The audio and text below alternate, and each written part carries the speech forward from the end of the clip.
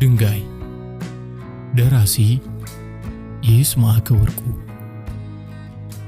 ክፍል 2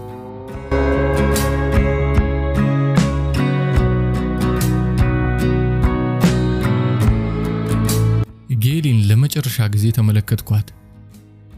ውሻ ባልሆን ኖሮ እንባዬ ባይኔ ይንቆረዘዝ ነበር። እየተሰናበትኳት መሆኑን ብታውቅ ኖሮ ምን እንደሚሰማት መገመት አቃተኝ። ምናልባት ሰው ስለሆነች እነዚህ ሰማያዊ ብይ አይኖቿ እንባ ይወራጭባቸው ይሆን? አላውቅም። ሆኖም መሄዴን እንደማትፈልገው መገመት ቀላል ነው። ምንም ሆነ ምንም ወደ አዲስ አበባ በተለይ ወደ 4 ኪሎ የማደርገውን ጉዞ የሚገታ ኃይል የለም። መለየትም ቢሆን ሰው ያለው መለያየት ሞት ነው የሚለውን የጥላሁን ገሰሰን ጣዕመ ዜማ ወዴን ያንቦጫቡጨው ነበር። አንደበቴ የሰው ልጅ ቋንቋ መናገር ቢችል ጉሮሮዬም የሰው ልጅ ዜማ የሚያንቆረቁር ቢሆን ኖሮ መለያየት ሞት ነው ለተዋደደ ሰው የሚለውን ዜማ በተመስጦ አዜመው ነበር።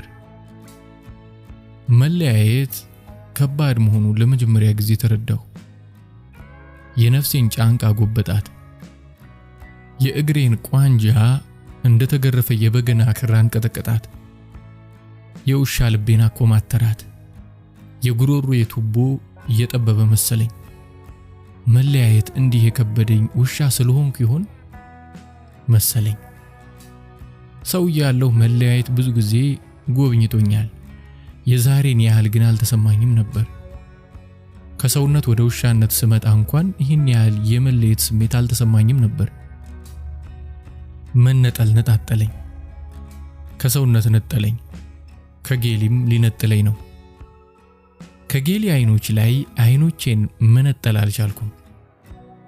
የአይኖቼ ጨረሮች ከአይኖቿ ጨረሮች ጋር ባንዳች ሙጫ የተጣበቁ ይመስል ተፋጠን ቀረን። የጌሊ አይኖች እንደ ልማዳቸው ቶሎ ቶሎ ቢርገበገቡም እይታዋን ከኔ ላይ ሳታነሳ ቆየች። ጠዋት ስለሆነ ጌሊ በጌጠኛ በርጩማ ላይ ከደጃፏ ተቀምጣ ፀሐይ የሞቀች ታስተውለኛለች። የጠዋቷ ጀንበር ጨረሮች ጆሮዋን ፍማስ መስለው የሚያሳዩኝ እኔ ከፀሐይ በተቃራኒ አቅጣጫ በመሆኔ ነው። ለመጥቆር የፈለገች ይመስል ዘወትር ጠዋት በፀሐይ ትለበለባለች። ግሪኮች ኢትዮጵያውያንን በምትፌስ እያሉን ፀሐይ የሞቀን ተለብልበን የጠቆርን መስሏት እኛን ለመምሰል እየሞከረች እንዳልሆነ እርግጠኛ ነኝ። ጌሊ እንዲህ አይነት ቂላቂል የሆነች ሴት አይደለችም። መሐንዲስ ከመሆኗ በላይ ብዙ የማንበብ ብቃት ያላት ሴት ናት። እናም የግሪኮችን ሚት በንባብ ታውቀው ይሆናል።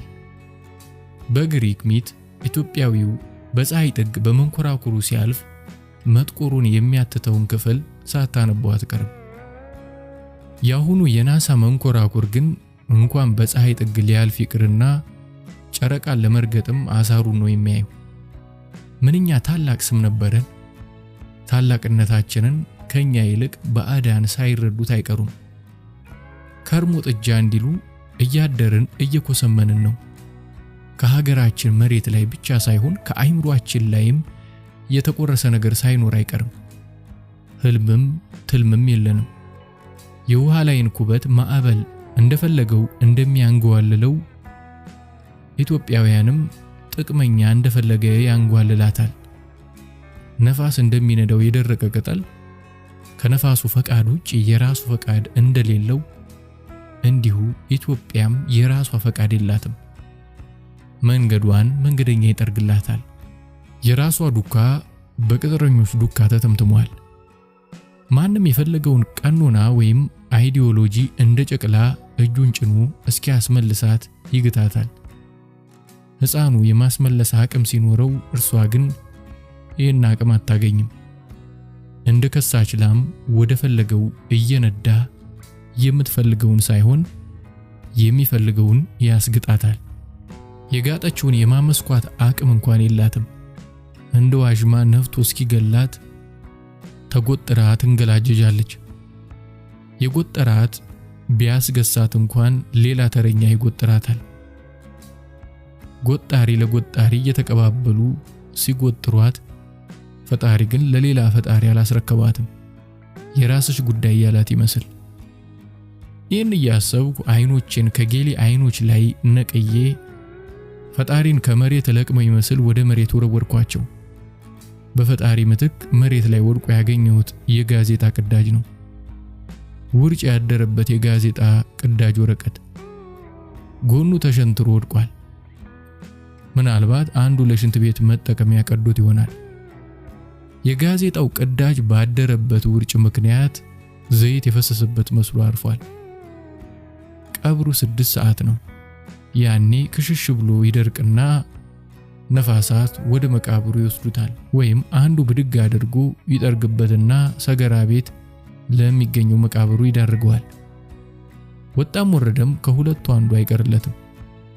የሚቀደው እንጂ የሚያነበው እንደማያገኝ እርግጥ ነው። ምክንያቱም ይህ ጋዜጣ የወደቀው ኢትዮጵያ ውስጥ መሆኑን ማወቅ አለበት። ኢትዮጵያዊ ሲከናነብ እንጂ ሲያነብ ማየት ብርቅ ነው። ኢትዮጵያዊ ሲያነብ ብርድ ብርድ ይለዋል፣ ሲከናነብ ይሞቀዋል። የቆዳው ብርሃን እንጂ የአይምሮው ብርድ አጥንቱን ዘልቆ አይሰማውም። ጥቂት ሰምቶ ብዙ ማውራት እንጂ ብዙ አንብቦ ጥቂት ማውራት ብዙ አውቆ የቻለውን ማሳወቅ እንዳይችል የተደረገ ይመስላል። የቅዳጁ ጋዜጣ እጣ ፈንታ ከሰገራ ቤትና ከመስታወት አያልፍም። እኛ በብዛት ጋዜጣን ለመስታወት ሞልወያ እንጂ ለአይምሮአችን ሞልወያ ስንገዛ እንታይም። ሆኖም ጋዜጣውን ዝቅ ብዬ ለማንበብ ስሞክር አስደንጋጭ ዜና አየሁ። የቅዳጁ ጋዜጣ ፊደላት እንደ ኢትዮጵያና ኤርትራ ከሁለት ቢገመሱም የዜናውን መልእክት ለመረዳት አላዳገተኝም። ፊደል ገጣጥሜ ያነበብኩትን ዜና ተረድቼዋለሁ። በጥቅሉ ዜናው የሚገልጸው ከፍተኛ ብይን ስለተከናነቡ የፖለቲከኛ እስረኞች ነው። ማን ምን ያህል ዓመት እንደተቀጣ፣ ማን የሞት ፍርድ እንደተፈረደበት ዜናው የተነተነና የዜናነት አጎራውን ዘሎ ትንበያም አስቀምጧል። ከዜናው ይልቅ ያስደነገጠኝ ትንበያው ነው። ትንበያው የተፈረደባቸው የፖለቲካ እስረኞች ይቅርታ ጠይቀው ሊፈቱ እንደሚችሉ የሚጠቁም ነው። ይቅርታ የሚለው ቃል ያስደነገጠኝ ለመጀመሪያ ጊዜ ነው። ይቅርታ ቀልድ ነው እንዴ? ጠያቂውስ ተጠያቂውስ በህዝብ ላይ በለበጥ እስከ መቼ ይላላጣሉ? ይቅር መባባል መልካም ሲሆን ይቅርታን ተገን በማድረግ በህዝብ ላይ መጫወት ግን እስከ ወዲያኛው ያቃቅራል። እንደ ጉሽ ጠላ ጉሮሮ የሚፍቅ ቆይቶ አናት የሚያርቅ የስላት ይቅርታ እስከ መቼ እንጋታለን? ለዚች ሀገር በሐቅ ተሟግቶ ለሐቅ ተጠልቶ ለሐቅ ተገፍቶ ለሐቅ ተገርፎ ለሐቅ ታንቆ የሚሞትላት ሰው ማን ይሆን? ተናደድኩ። ውሻ ባልሆን ኖሮ ብዙ ሰው ሳደብ ነበር። ከታገሉ መታገል አለበለዚያ አርፎ መቀመጥ እንጂ ህዝብን ይቅርታ በሚል የዘመኑ ፎርጅድ ቃል ማታለል ምን ይባላል? እየባሰ እየነደደ መጣ። ጭንቅላቴ ቢወዝቱበት እስኪፈላ ድረስ ጋለ። አንጎሌ እንደ ንፍሮ ሲንፈቀፈቅ ታወቀኝ። ለዚች ሀገር እንደ ማንዴላ ከሁለት አስርተ ዓመታት በላይ የሚታሰርላት ማን ነው? ኢየሱስን አስረው በርባንን በይቅርታ የሚለቁት ፌዘኞች እስከ መቼ ያላግጡብናል? አይሆንም ስል በውስጥ ያሻፈረኛል። ከተፈረደባቸው የፖለቲካ እስረኞች ውስጥ አንዳንዶቹን በአይነ ህሊና የታዩ አያደርጉትም ስል ደመደምኩ። መታሰራቸውን አልመኝም። የነሱ ጭንቅላት እንኳን ለዓመታት ለሰዓታት እንኳን እንዲታሰር አልመኝም። ሆኖም ፍርዱን ይቅርታ ጠይቀው እንዲወጡ አልሻም። ትውልዱን ቲያትር ተመልካች አድርገው ሊተውኑበት አይገባም። እስከ መቼ በፖለቲካ እንጀራቸውን ይበላሉ? እስከ መቼ በፖለቲካ ንፍሯቸውን ይቀቅላሉ? ህዝብስ እስከ መቼ የእድር ንፍሯቸውን ይቅማል? ብጣቂውን ጋዜጣ በህሊና የጠየቅኩት አልመለሰልኝም። ጥርሴን አፏጨሁ። እስከ ወደቀበት አፈር ቅሜ አላመጥኩት። አኝኬ አጥብቄ ተፋሁት። ጌሊ አይኖቿን ጎልጉላ ትመለከተኛለች። ኦ ማይ ጋድ ዩ ካን ሪድ አለች በመጨረሻ። ባነበብኩት መናደዴ ሁሉ ሳይገባት አልቀረም። እኔ ግን አልመለስኩላትም። መመለስም አልችልም፣ አንደበቴ አይደለምና። ይልቁንም በዚህ ንዴቴ ተገፋፍቼ ጥያት ለመፈትለክ አሰብኩ። አዎ ለመጨረሻ ጊዜ የጌሊን አይኖች አየኋቸው። ተፈትልኬ ግቢውን ጥዬ ወጣሁ። አላስቻለኝም። ከራቀው በኋላ ወደ ኋላ ዞርኩ። እንደ ሎጥ ሚስት የጨው ሐውልት መሆን ነበረብኝ። ጌሊ ግን እንደ ዛር ውልብ ብላ ተከትላኝ ከግቢው አጥር ወጥታ ኖሯል።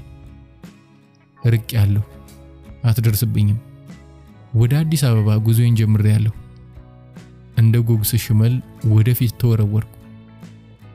5 ኪሎ ሜትር ያህል እያለከለኩ ከተወነጨፍኩ በኋላ ይርጋለም ከተማን ወደ ቀኝ ትቻት ላልፍ ስል ቆምኩ። ወደ ከተማዋ ገብቼ ትንሽ ለመቀላወጥ አሰብኩ። ካልቀላወጡ ከ4 ኪሎ ቤተ መንግስት ለመድረስ አቅም አይገኝም። ጎዳናውን አፈስ እያደረኩት ብዙ ኪሎ ሜትሮችን ስሮጥ ከቆየው በኋላ ዋናውን ጎዳና ትቼ ወደ ቀኝ በመታጠፍ ይርጋለም ከተማ ገብቻለሁ። መግባት ብቻ አይደለም፣ ከተማዋን አዳርሻታለሁ። የመጠየፍ ጠባይ ያለቀቀኝም። ባልጠየፍ ኑሮ የምለቃቅመው አላጣም ነበር። ጥቂት የሚጋጥ የስጋ ቅሪት ያለበት የፍየል ጭንቅላት ከአንድ የፍየል ጥብስ ከሚሸጥበት ቤት ተወርውሮ ነበር። ነገር ግን አንድ ሶልሷላ ቡችላ በአየር ላይ ቀልቦት ተፈተለከ። ከዚህ ሁሉ በኋላ ከአንድ ስጋ ቤት ፊት ለፊት ቆሜ በመቁለጭለጭ ላይ ነኝ። ስጋ ቤት የሚለው ጽሑፍ ሲጋ ቤት ተብሎ መጻፉ አላሳቀኝም። ምክንያቱም ያለሁት አማርኛ እያጣጣረ ባለበት ደቡብ ነውና። ሲጋ ቤት ከሚለው ጽሑፍ ጎን የኖረ የበሬ ግንባር እስከ ቀንዱ ተሰቅሏል። ይርጋለም ውስጥ የበሬ ግንባር እስከ ቀንዱ መሰቀል ስጋ አለ ለማለት ነው። ልክ ጠላ አለ ለማለት ጣሳ እንደ መስቀል። ከበሬው ቀንድ ጎን የበሬ ስዕል ይታያል ብሎ መገመት ይቻላል እንጂ ስዕሉ እንኳን ከሻኛው በቀር ውሻ ነው የሚመስለው። ሰዓሊው በሬውን ስሎ ቀንዱን ረስቶታል። ስጋ ቆራጩ እኔን ለማረድ የፈለገ ይመስል አይኔን እያየ ቢላውን 10 ያፏጫል። ከረፈደ ባልደርስ ኖሮ የቁርጥ አስቆራጩ ወረፋ ስጋ ባይኔ እንኳን እንዳላይ ያደርገኝ ነበር። አዝማሚያውን ሳየው ስጋ ቆራጩ የሚጥልልኝ አልመሰለኝም። ቢያስብበት ኖሮ ብዙ የሚጣል ስጋ ነበር። አቤት የሰው ልጅ ንፍገት! በሱ ቦታ ውሻ ቢቆም ኖሮ ብንቀሳቀስ ሳይሻለኝ አይቀርም። ምን አለ ቢጥልልኝ! ስንት የሚጣል ነገር እያለ ክፉ ስጋ ቆራጭ! ፊቱ ላይ ክፋቱ በግልጽ ይታያል። ሄድኩለት። እንዴት ይርጋለም ውስጥ ይርበኛል! ገና ከጅምሩ እንዲህ እየተሰቃየው በዚህ ሁኔታ አዲስ አበባ እንዴት እንደምደርስ ሳስበው ጭንቀት ለቀቀብኝ። ከተማዋን ለቅቄ ከመውጣቴ በፊት ጥቂት እድሌን ለመሞከር አሰብኩ። ስጋ ቤቶችንና ሆቴሎችን አንድ ዙር አዳረስኳቸው። የማታ በለስ ቀናኝ። ከአንዲት አሮጌ ቤት በኩል ሳልፍ የደሃ ጫማ የመሰለ መናኛ ስጋ ወረወሩልኝ። አሮጊቷ እየተራገመች ነበር ስጋውን የወረወረችልኝ። እንደገመትኩት ስጋውን የገዛላት ሰው የማይሆን ነገር አምጥቶላት መሆን አለበት። ሰው እንዴት በገንዘቡ የፈለገውን አይገዛም? ጥሩ ስጋ ለማስቆረጥ የቡና ነጋዴ መሆን አለብኝ? ይሄው እኔስ አልበላውም። ይሄን እንኳን ሰው ውሻም አይነካውም ትላለች። ወደ ቤት ገብታ ያለችውን አልሰማኋትም። አሮጊቷ አሳዘኑኝ። የቆጫት ይመስል መታቆማ ሰበላ በተመስጦ ታየኝ ነበር። እንደገና ታነሳው ነገር ይሄውላችሁ ለውሻ ጥየዋለሁ፣ ተጠቀሙ። እንደገና ከመራቤ በፊት ጉዞዬን ልቀጥል። ስጠግብ ጊዜና የይርጋለም ውበት ቁልጭ ብሎ ይታየኝ ጀመር። የተመሰረተችው በራስ ደስታ ዳምጦ አማካኝነት በ1923 ዓመተ ምህረት ይሁን እንጂ እድገቷ እንዳመሰራረቷም እንደ እድሜዋም አይደለም። ድንጋይ የተረበበባቸው አሮጌ የቆርቆሮ ጣራዎቿ ጥንታዊነቷን ይመሰክራሉ። የነ ደበበ ሰይፉ ሀገር ይርጋለም። ደበበ ሰይፉ ሲነሳ ወርቃማ ግጥሞቹ ትዝ አሉኝ። ሰው እያለሁ ካነበብኳቸው ግጥሞች ውስጥ ይርጋለም የሚለው ግጥሙ ታውሰኝ። ጥቂት ወርቃማ ስንኞቹን አስታውሳቸዋለሁ።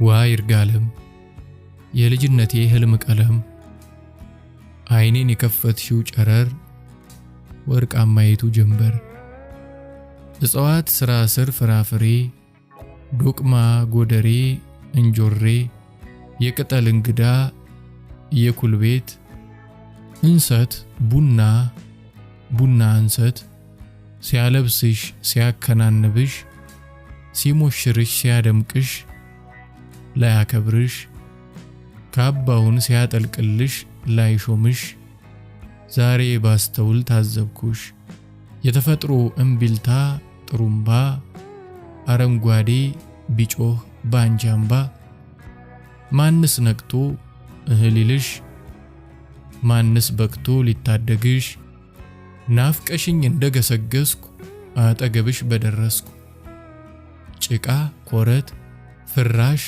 ዝገት ሆነሽ ሳገኝ ምን ይዋጠኝ፣ አባወራው እንደሞተበት ወራሽ እንዳለማበት፣ ሲያይ ስትዘነጣጠይ የሚጠግንሽ ጠፋ ወይ። ሌሎቹ ስንኞች ተዘነጉኝ። እነዚህን ማስታወስ የሚገርም ነው። ውሻ ሰውን የማስታወስ ብቃቴ እየጨመረ መጣ አልበል። ሌላ ስንኞች እንደ ዶቅማ ፍሬ አእምሮዬ ውስጥ ተንጀረገጉ።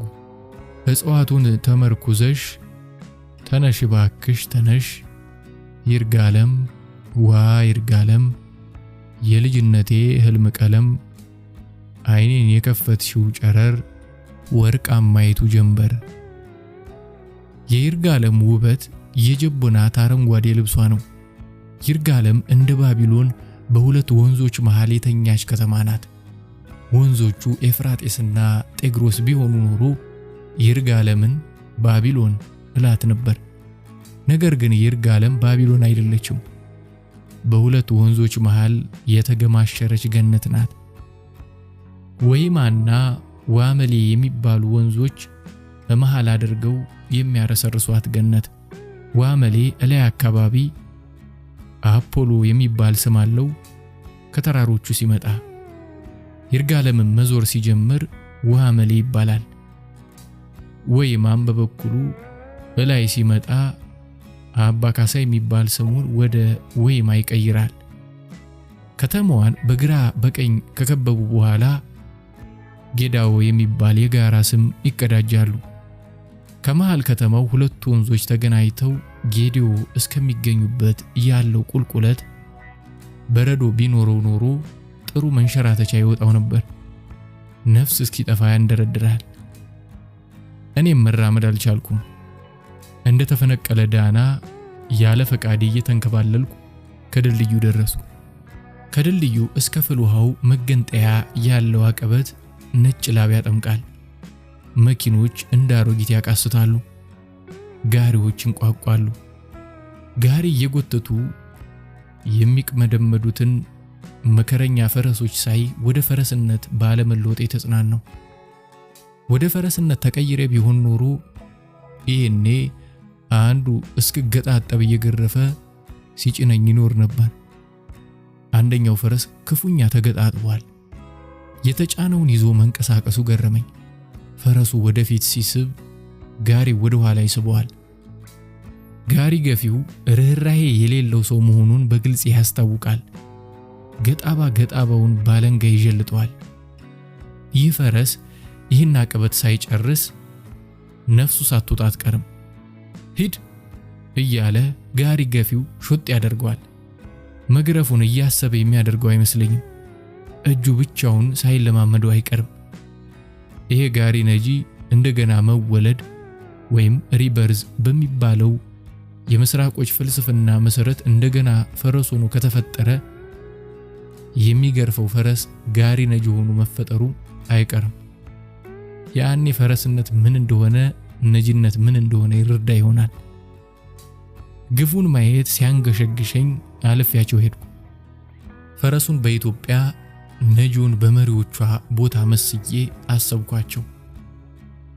ቁስሏን እየነኩ የሚነዷት ሀገርና ግርፊያቸው የማይሰማቸው መሪዎቿ በዚህ ፈረስና በዚህ ጋሪ ነጂ ውስጥ ታዩኝ። ጉዞዬን ቀጥያለሁ። ይርጋለምን ወደ ኋላ እየተውኳት ነው። አፈሩ ቀይ በመሆኑ የሰዎቹ ጫማም ሆነ ልብስ በቀይ ቀለም የተሸበረ ነው። ከተማዋን ወደ ኋላ የትቻት ወደ ሐዋሳ ጉዞዬን ቀጥያለሁ። ግራና ቀኝ የጢስ ኩታ የተጎፋነኑ ጎጆ ቤቶች ይታዩኛል። ከታዛቸው የእንሰት ተክል አይጠፋም። በእንሰቶቹ ሰፋፊ ቅጠሎች ታጅበው ሲታዩ ሻሞላውን የመዘዘ የጥንት ወታደር ይመስላሉ። ክንፋቸውን የዘረጉ መላእክት ከመሰሉት የእንሰት ተክሎች መሃል አረንጓዴ የቡና ተክል ማየትም ብርቅ አይደለም። ጫት የጫኑ ሚኒባሶች እያለፉኝ ወደ ኋላ ይወነጨፋሉ። አንደኛው ለጥቂት ነበር ይሳተኝ። ሚኒባሶቹ በነዳጅ ሳይሆን በጫት የሚሰሩ ይመስል መርቅነዋል። የመረቀነ ሚኒባስ እንዳይጨልፈኝ ዳርዤ ወደ ሐዋሳ መንቶስቶሴን ተያይዤዋለሁ። ከይርጋለም እስከ ሐዋሳ ባለው አውራ ጎዳና ላይ አፖስቶ፣ አንፈራራ፣ አሞሮች፣ ሀቤላ፣ ቱላና ሞኖፖሊ የሚባሉ ትናንሽ የገጠር ከተሞች አሉ። የይርጋለም ከተማ ከሐዋሳ በዲላ በኩል ወይም ሞያሌ ከሚወስደው አውራ ጎዳና አፖስቶ ላይ በሚገነጠል መንገድ ገባ ብላ እንደምትገኝ ተገነዘቡ። ልክ እንደ ሐሞት ከረጢት ለብቻዋ ቁጥር ብላ። ከይርጋለም እስከ ሐዋሳ ባሉት ትናንሽ ከተሞች ያየኋቸው ቤቶች ተመሳሳይ ናቸው።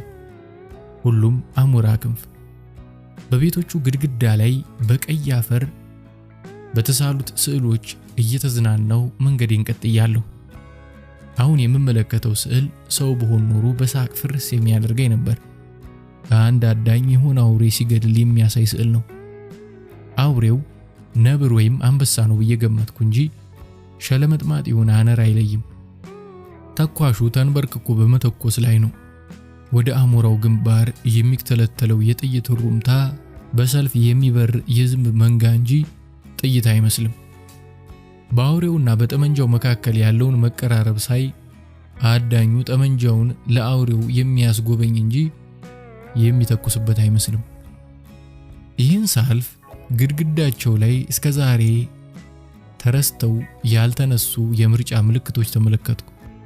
የቅንጅት የድል ምልክት ከሁለቱ ጣቶች አንዱ ተቆርጦ ተመለከትኩ። ሌላም በእበት ጠፍቶ ጥቁር ጥጃ የሚመስል ንብም ከጎኑ አለ። 97ን አስታወሰኝ። ልክ እንደ 97 እኔም ይህንን ቤት አልፌው ሄድኩ። በሄድኩበት እንዲህ እየቆምኩ መቼ አዲስ አበባ እንደምደርስ እንጃልኝ። ሹልክ ቅምስ ጠጅ ቤት የሚል ጽሑፍ የተሰቀለበት ቤት አይቼ እንደገና ከቆምኩ በኋላ ጉዞዬን ቀጠልኩ። በየቆምኩበት ፊደል ማረሙ ሰልችቶኝ እንጂ ይሄኛውን በትክክል አልተጻፈም ነበር። ሹልክ ቂምስ ጠጅ ቤት ተብሎ ነው የተጻፈው። እናቴ ሆዴ ውሻነቴ እየጠናብኝ ነው እንዴ? ምነው አርፌ ጉዞዬን ብቀጥል? ቢያንስ ሐዋሳ ገብቼ ማደር አለብኝ። እንዳሰብኩት 4 ኪሎ መድረስ ቀላል ሆኖ አላገኘሁትም። ጠቅላይ ሚኒስቴሩ መታመማቸውን መንገድ የሚሄዱ ሰዎች ሲያወሩ ሰምቼ ባልዘገይ ኖሮ እስካሁን ከአንድ ክፍት የጭነት መኪና ላይ ወጥቼ ቁብ በማለት ደርስ ነበር። የዘገየሁበት ምክንያት ይሄው ነው። እንዳይማሃኝብኝ በመስጋቴ የእብድ ውሻ በሽታ አጋብቶባቸው ነው ብባልስ? ለነገሩ እስካሁን ከአንድ ውሻ ጋር አልተገናኘሁም። የባለፈውን የፍየል ጭንቅላት በአየር ላይ ሲቀልበው ያየሁትን ውሻ አባሮ መቀማት አያቅተኝም ነበር። ሲታይ አንዳሙስ የቀረው ነበር የሚመስለው። ሟርተ ሆነ እንዴ? ባለፈው የጠቅላይ ሚኒስቴሩን መታመም ከመስማቴ በፊት ስለ ኮሞሮሱ ፕሬዝዳንት ህልም ሳስብ ነበር። በህልማቸው ውሻ ሲያባረራቸው አይተው በነጋታው አንድ ብርጌድ ውሻ ገዳይ ኃይል አቋቁመው የኮሞሮስን ውሻ ሁሉ ማስጨረሳቸውን አስቤ ደንግጬ ነበር። የደነገጥኩት የኛን ጠቅላይ ሚኒስቴር በህልማቸው ውሻ ካባረራቸው አንድ ብርጌድ ጦር አዘው እንዳያስፈጁን ነበር። የአፍሪካ መሪዎች የስልጣን ኮርቻቸው ላይ አንድ የፊት ካሉ እንኳን ሰው ሞት እንኳን የሚነጥቃቸው አይመስላቸውም። እነሱ ሲሞቱ የሚጋልቡት ፈረስም አብሮ እንዲሞት ይፈልጋሉ። ስለ ጠቅላይ ሚኒስትሩ መታመም እያወሩ የሚያዘግሙትን ሰዎች ወሬ ለመቀላወጥ ከጎዳናዬ ተዘንጥዬ ለ1 ሰዓት ያህል ተከተልኳቸው። በጠና ታሟል አሉ። እንዲያውም ጉዳዩ ጠና ያለ ነው የሚባል ነገር አለ። ጠቅላይ ሚኒስትሩ ነክተውታል ብሎ የዘገበ ጋዜጣም ተዘግቧል አሉ። ምን አዲስ ነገር ይኖረዋል? መታመምም መሞትም ያለ ነው። ሰውየው እግዚአብሔር አይደሉ? ዘላለም እንደማይኖሩ እኮ የታወቀ ነው። ግን እድል አመለጣቸው። በምርጫ ፓርቲያቸውን ስልጣን አስለቀቀው ቢሆን ኖሮ የዲሞክራሲ አባት እየተባሉ ሲመሰገኑ ይኖሩ ነበር። በዚህ ሁኔታ ካለፉም አልቃሽም እንደ ገል ቀጥቅጦ እንደ ሰም አቅልጦ እንዲገዛ ያደረጉት ፓርቲያቸው ነው። ኢትዮጵያ እርሳቸው ወደ ስልጣን በመምጣታቸው ያተረፈችው ምንድነው? መገንጠልን ነው። በብሔር መናቆርን ነው። ዘረኝነትን ነው። ሙስናን ነው። ሰዎች በነፃ እንዲጽፉ እንዲናገሩ አላደረጉም። ልክ ብለሃል። ወንድ ከሆኑ ለምን እንደ ጋናው ፕሬዝዳንት ሀገራቸው ውስጥ አልታከሙም? በሀገራቸው ብልጽግና እንደሌለ አንዱ ማሳያ የእሳቸው ውጭ ሀገር ሄዶ መታከም ነው። የጋናው ፕሬዝዳንት ግን ሀገራቸው ውስጥ ታክመው ሀገራቸው ውስጥ በክብር ተቀበሩ። ሰው ሀገር ሄዶ ከመዳን ሀገር ውስጥ ታክመው መሞት ይሻላል። እርሳቸው ከሌላው ህዝብ በምን በልጠው ነው ውጭ ሄደው የሚታከሙት? ውርደት ነው። ሁሉም ዜጎች በህመም ፊት እኩል አለመሆናቸውን ሊናገሩ ፈልገው ይሆን? ነገር ግን ሁሉም ዜጎች በሞት ፊት እኩል ናቸው። ሀገራቸው ውስጥ የሙያም ሆነ የትምህርት ጥራት ስለሌለ ዶክተሮችን አይተማመኑባቸውም። ስጋታቸውስ? ከቂጡ ቁስል ያለበት ውሻ እንደ ልቡ አይጮህም የሚባለው ተረት ሐሰት አይደለም። ከሕክምናው ጥራት መጓደል በተጨማሪ ማንን አምነው ሰመመን ውስጥ መግባት ይችላሉ? ሐኪም ማፍራት የማይችል የትምህርት ፖሊሲ የነደፉት እሳቸው ናቸው። የነበሩትም ሐኪሞች እንጀራ ፍለጋ ተሰደዋል። የሁለቱንም ሰዎች ማለቂያ አልባ ወሬና ዲካ አልባ መንገድ ታከተኝና ተመልሼ በራሴ መንገድ መጓዜን ቀጠልኩ። ክንፍ እንዳቆጠቁት ተመኘሁ። ሽው ብዬ 4 ኪሎ ዱብ ብል የስልጣን ሽኩቻውን ድራማ እያየሁ ዝናና ነበር። መቼስ ይሄ ታሪካዊ ወቅት ነው። እንደ ራስ ሚካኤል ስሁል ሸዋሚና ሻሪውን ኪንግ ሜከር አይ ነበር። መቼስ ማን ይሆናል? አቶ ስብሃት ነጋ ራሳቸውን መልሰው መጀመራቸው አይቀርም። እርሳቸውን ሳነሳ ከኋላ የትቼው የመጣሁት ይርጋለም ከተማ ትዝ አለኝ። አይተ ስብሃት ነጋ ሸፍተው ጫካ ከመግባታቸው በፊት ይርጋለም ከተማ ውስጥ የታዋቂ ትምህርት ቤት ዳይሬክተር ነበሩ። በወቅቱ ለአካባቢው ብቸኛ ትምህርት ቤት በመሆኑ ከብዙ ርቀት በስንቅ የሚመጡ ተማሪዎች ይገቡበት ነበር።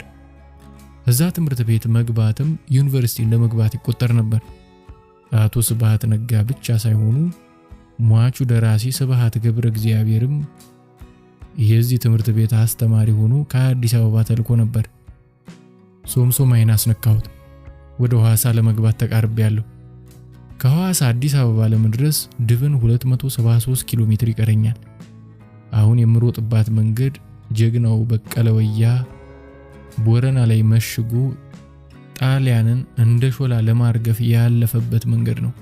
እጃ ሀገር ስንት ጀግኖቿን በልታ ለምን እንደማትጠረቃ ይገባኝ። የበቀለ ወያ ሀገር የረገጠውን ስረግጥ አንዳቸውን ይወረረኝ። ወደ ሐዋሳ እየተቃረብኩ ስመጣ ያለፍኳቸውን ትናንሽ ከተሞች አስታወስኩ። ሞረቾ የኢትዮጵያ ግዙፍ ወታደራዊ ማሰልጠኛ ጣቢያ የሆነው ብላቴ መታጠፊያ ናት። ግዙፍ አውሮፕላኖችን የተሸከሙ አውሮፕላኖች የሚያርፉበት የኮንክሪት ሜዳም ያው ነው ብላቴ። ለኩ መታጠፊያም ትዝ አለኝ። ከዋናው አውራ ጎዳና ገባ በላይ የምትገኘው ለኩ ከተማ በምኒልክ ጊዜ ዋና ከተማ ነበረች። ባልቻ አባ ነፍሱ ዋና ከተማውን ወደ ትውልድ ሀገራቸው ወደ ሀገረ ሰላም ከመውሰዳቸው በፊት ራስ ደስታ ዳምጠው ደግሞ በተራቸው ዋና ከተማውን ከሀገረ ሰላም ወደ ይርጋለም ወሰዱት።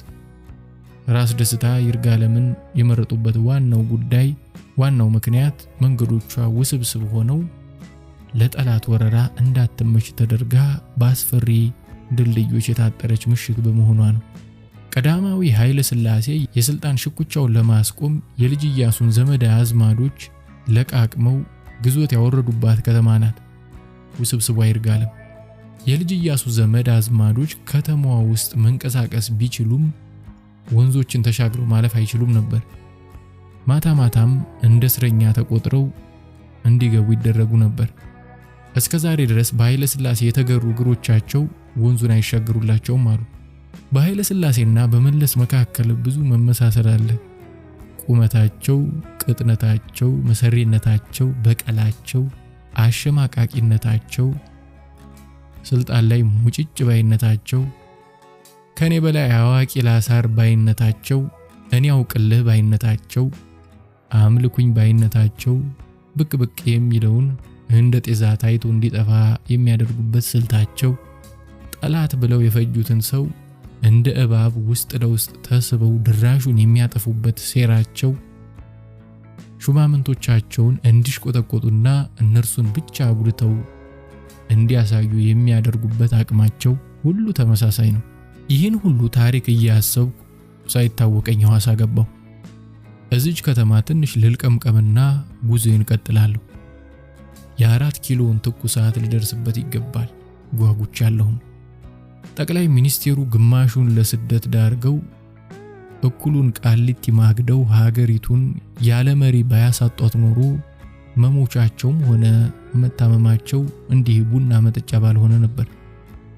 በኩራዞች መሃል ፀሐይ ለመሆን ዙሪያቸውን በኩራዝ አጥረው ያለ ተቀናቃኝ በአቀንቃኝ በመታጀባቸው ሻል ያለ ኩራዝ እንኳን እንዳይኖር አድርገዋል።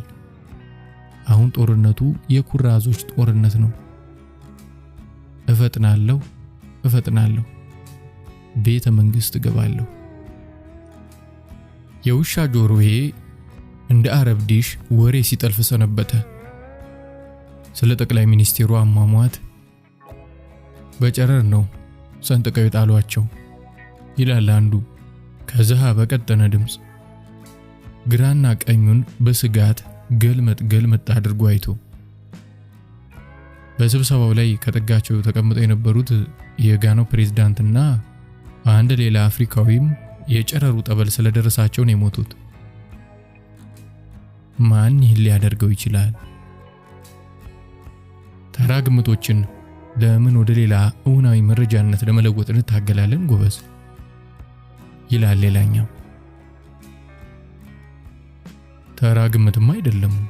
አየህ ምዕራባውያን እኒህን አፍሪካዊ መሪ ክፉኛ ይፈሯቸዋል። ምዕራባውያን በአፍሪካ ላይ ያላቸውን ደባ ያለ ስጋት የሚፈጽሙት እኒህን ቆቅ መሪዎች ሲያስወግዱ ብቻ ነው።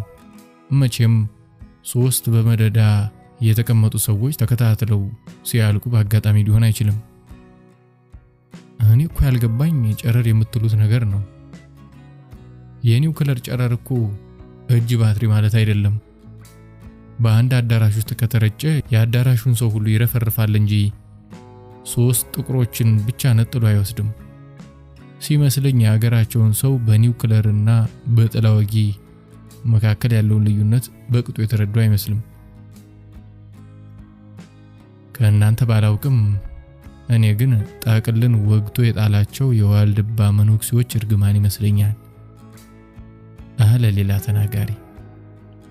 የመነኩሴዎች እርግማን እንዴት አጠገባቸው የተቀመጡትን ሁሉ ቀሰፈ አለ ባለቀጭን ድምፁ። ጥሩ ጥያቄ ነው። አየህ የድሮ መነኩሴ ሲራገም እርግማኑ እስከ 7 ትውልድ እንዲደርስብህ ያደርግ ነበር። የአሁን መነኩሴ ግን ካጠገበህ የተቀመጡ 7 ሰዎች መቅሰፍቱ እንዲደርሳቸው ያደርጋል። የጥንቱ በትውልድ የሚተላለፍ ሲሆን የአሁኑ በወንበር የሚተላለፍ ነው። እንዲህ ከሆነማ መጪው ትውልድ የዋልድባን የመከላከያ ጣቢያ አድርጎ ማደራጀት አለበት። እነ ኢራን የኒውክለር ጣቢያ ሲያለሙ እኛ ዋልድባን ማልማት አለብን። ሀያላን ሀገሮች በኒውክለር ቦምብ ሊመቱን ሲቃጡ እኛ በመነኩሴ እርግማን እንቀድማቸዋለን። ወንድሜ የያዝነው ቀልድ አይደለም፣ ቀልዱን ብናቆየው። የጋናው ፕሬዝዳንት አሟሟት በግልጽ ይፋ ተደርጓል። ሕክምናቸውም እንደኛው ሰውዬ አልተደበቀም። የሞተ ጥጃ አንገቱ ረጅም ነው እንዲሉ ሰውየውን መልአክ ለማስመሰልና አሟሟታቸውን ለመቀሸር ያልተነዛ ነገር የለም። በስራ ጫና ምክንያት ነው የሞቱት የሚባል ሌላ ፈሊጥም ሰምቻለሁ።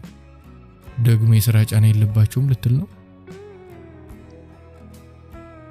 የስራ ጫና የለባቸውም ማለትም አይቻልም። ተቀናቃኝ ፓርቲ ለማፍረስ ደክመዋል። ጎጠኝነትን ለማስፈን ደክመዋል። ኢትዮጵያውያንን በዘር ለማደራጀት ደክመዋል። አንድ መንገድ መርቀው አመት ለማውራት ደክመዋል። በዚህ ምክንያት ሞቱ ማለት አሳማኝ አይደለም። አደገኛ በሆነው የማዕድን ቁፋሮ ምድር ውስጥ የሚውሉ ወዛደሮች እንኳን በስራ ጫና ምክንያት ሞቱ ሲባል ሰምተን አናውቅም። በዛ ላይ ሰውየው ቁጭ ብለው የፖለቲካውን አስተላለፍ ያበጃሉ እንጂ በየሁሉም ዘርፍ ያለውን ስራ ሁሉ አይሰሩም። በዛ ላይ መለስ እሳት የላሰ ፖለቲከኛ እንጂ እሳት የላሰ መሪ አይደለም። በስራ ጫና ሞቱ ማለት በየዘርፉ ያሉትን የሚኒስቴር መስሪያ ቤቶችና ባለስልጣናትን ቦዘኔ ብሎ መሳደብ ያስመስላል። ይህ ጉዳይ እንኳን አንድ አፍሪካዊ መሪ ስንት ዓለም አቀፋዊ ፖለቲካ ናላቸውን ሲያዞራቸው የሚያድሩት የምዕራብና የምስራቅ ሀገራት መሪዎች እንኳን በስራ ጫና ሞቱ ሲባል አልሰማንም። ምን አለ ባይቀለድብን። አንድ አበበ ገለው የሚባል ጋዜጠኛ አስደንግጦት ነው የሚባለው ሲል አንድ ሌላ ዝም ብሎ የቆየ ጎልማሳ ወሬውን ለመቆስቆስ በሚመስል ድምጽ ጠየቀ። ደንግጦ ሞተ ከተባለ ኢትዮጵያ በታሪኳ ሁለት በድንጋጤ የሞቱ መሪዎች ሊኖሯት ነው። መለስና አይዞር የተባለ የኢትዮጵያ ንጉስ በ772 ዓመተ ምህረት በአክሱም የተቀባ ንጉስ ነው። አይዞር ሲነግስ የአክሱም ህዝብ ከልሂቅ እስከ ደቂቅ ግልብጥ ብሎ ወጥቶ እጅ ሲነሳ ይውላል። ከበሮ ሲደለቅ፣ አታሙ ሲመታ፣ ሊቃውንቱ በውዳሴ መኳንንቱ በስላሴ ሲያሽሞነሙኑት እኩለ ቀን ይደርሳል። አይዞር ግን በድንጋጤና በጭንቀት ነፍሱ ሰከክ ብላ ወጣ ነበር። ለግማሽ ቀን ብቻ ኢትዮጵያን አስተዳድሮ ሞተ። ከእርሱ ሞት በኋላ ህዝብ ወደ ንጉስ እንዳይጠጋ መከልከሉ ከዚህ የተነሳ ነው። የአይዞርና የመለስ አሟሟት ልዩነቱ የአይዞር በውዳሴ የመለስ በኩሳሴ መሆኑ ነው። መለስ ደንግጦ ሞቶ ከሆነ ይህ የሚያሳየው በሀገሩ ፓርላማ ውስጥ ተቃውሞውን እንደማያስተናግድና ጠበቅ ላለው ሂስ እንግዳ መሆኑን ነው። መጨረሻው ሲቃረብ ፓርላማውን በራሱ ፓርቲ አባላት ከመሙላቱም በተጨማሪ ጥያቄዎቹ ቀድሞ ተዘጋጅተው እንዲያያቸውና ለምክር ቤቱ አባላት ታድለው እንዲጠየቅ ያደርግ ነበር። ልክ የቲያትር ተውኔት ተዘጋጅቶ ለተዋንያኑ እንደሚታደለው። ዋናው ገጸ ባህሪ የትወና ችግር አልነበረበትም። ከዚህ በተጨማሪ መለስ ናፖሊዮን ቦናፓርቲ ከሺህ ጦረኛ አንድ ጋዜጠኛ እንደሚያስፈራራው የገለጸውን ሐሳብ ምናልባት ቦናፓርቲዝም የተባለችውን የአንድ ሰሞን ማደናገሪያውን ሲመረምር ሳያጠናት አይቀርም። ምክንያቱም ከጫካ እንደወጡ እንኳን ያላስፈራው በትንሹም ቢሆን ብልጭ ብሎ የነበረው የፕሬስ ነጻነት ሊሞት አቅራቢያ እያሰጋው በመምጣቱ እዚህ ግባ የሚባል ቁጥር ያለው ጋዜጣና መጽሔት ሳይተው ጥርቅምቅም አድርጎ ዘግቶ አሉ የተባሉ ጋዜጠኞችንም አስሮና አሳዶን የሞተው። እርስ በርስ ተሞካክረው ነው የሚባለውስ ሲል ጠየቀ አንድ ዝም ብሎ ሲያዳምጥ የቆየ ኮፍያ ያደረገ ወጣት። የትኛው ሱሪ የታጠቀ ነው መለስን ሊሞክር የሚችለው? ይልቁንስ ቻይና አፍሪካን እንድትወር በመመቻቸቱ ምዕራባውያን ያስወገዱት ይመስለኛል። ታው እንጂ ጎበዝ፣ የሷ አሟሟት አናበላሽ። የአይምሮ ወጤ የተባለ በሽታ እንደነበረባቸው ሲወራ የቆየ ነገር ነው። እሳቸውም እኮ ከብረት አልተሰሩም። ለምን በሽታውን ገሸሽ እናደርገዋለን?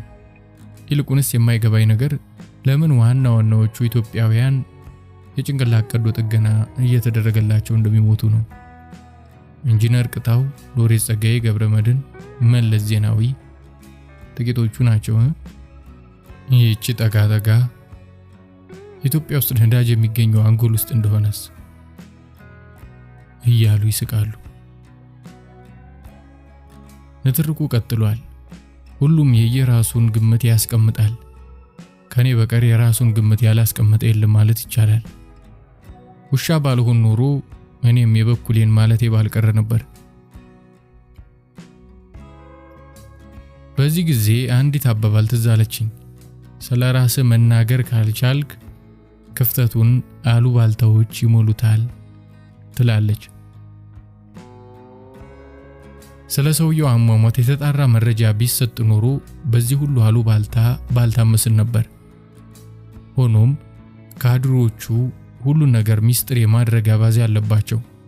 ሚስጥር የማይሆነውን ሚስጥር ለማድረግ የሚሞክር ሰው ቀድሞውንም ሚስጥር የሌለው ነው። ያም ሆነ ይህ በጠቅላይ ሚኒስቴሩ ሞት ሀገሪቷ በአዞምባ ጎርፍ በመታጠብና ባሉባልታ ዳና በመደብደብ ላይ ናት። በድግግሞሽ የማሰልቸት አባዜ ያለባቸው ካድሮችም የጅል ለቅሶ መልሶ መላልሶ የሚባለውን የቆየ ብሂል አስታወሱኝ። የሚናገሩት ተመሳሳይ ከመሆኑ የተነሳ ማንም ማን ምን እንዳለ መገንዘብ አይቻልም። የጠቅላይ ሚኒስቴሩ ሞት አስደንጋጭ መሆኑ ጥርጥር የለውም። ውሻ ባልሆን ኖሮ እንደማንኛውም ሰው ለሞተ ማልቀስ ተፈጥሯዊ ባህሪ ነው። ሆኖም ከሰዎች አንደበት እንደሰማሁት ለቅሶ ሳይበዛ አልቀረም። በየቀበሌው ድንኳን እየተጣላ አስለቃሽ እየተቀጠረ ነፍሮ እየተቀቀለ ሙሾ ሲወረድ ሰንብቷል። አንዳንዱ በለቅሶ ተሰላችቷል። የሰው ሞት ማቆርፈድ ምን ይባላል አሁን እያለ ሲያማርር የሰማሁትም ሰው አለ። ሐዘን ማብዛት ተገቢ አይደለም። ሐዘን ሞት ይጠራል። ምንድነው ይሄን ያህል? ኢትዮጵያ እኮ ብዙ ጀግኖቿን ቀብራለች። ምን ይሄን ያህል ሀገሪቷን በግሽበት የሚያስመታ ቆፈን መልቀቅ ምን ይባላል?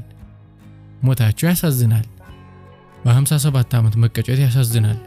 ግን የአዞምባ የሚያለቅሰው ሁሉ አሟሟታቸውን ሊያከፋው አይገባም። በዚች ቀዳዳ ተጠቅሞ የለቅሶ ፈንድ ለማስፈንደድ የቋመጠ ሁሉ አያፈንዳን። እንግዲህ ሞት የሚያስረሳው ብዙ ሆነ እንጂ ግማሹን ለስራት ግማሹን ለስደት ዳርገው ሀገሪቷን ያለ ተተኪ ያስቀሩት እርሳቸው አይደሉም። እዚህ ላይ አንድ ታሪክ ትዝ አለኝ። ሰውየው ሚስቱ ሞታበት ሊቀብር በመቃብሯ አፈፍ ላይ ቆሟል። እናም ግብዓተ መሬቷ በሚፈጸምበት ጊዜ እንደ ወጉ አጎንብሶ ሲያለቅስ በደረት ኪሱ የያዘው 50 ብር ጉድጓድ ውስጥ ገባ።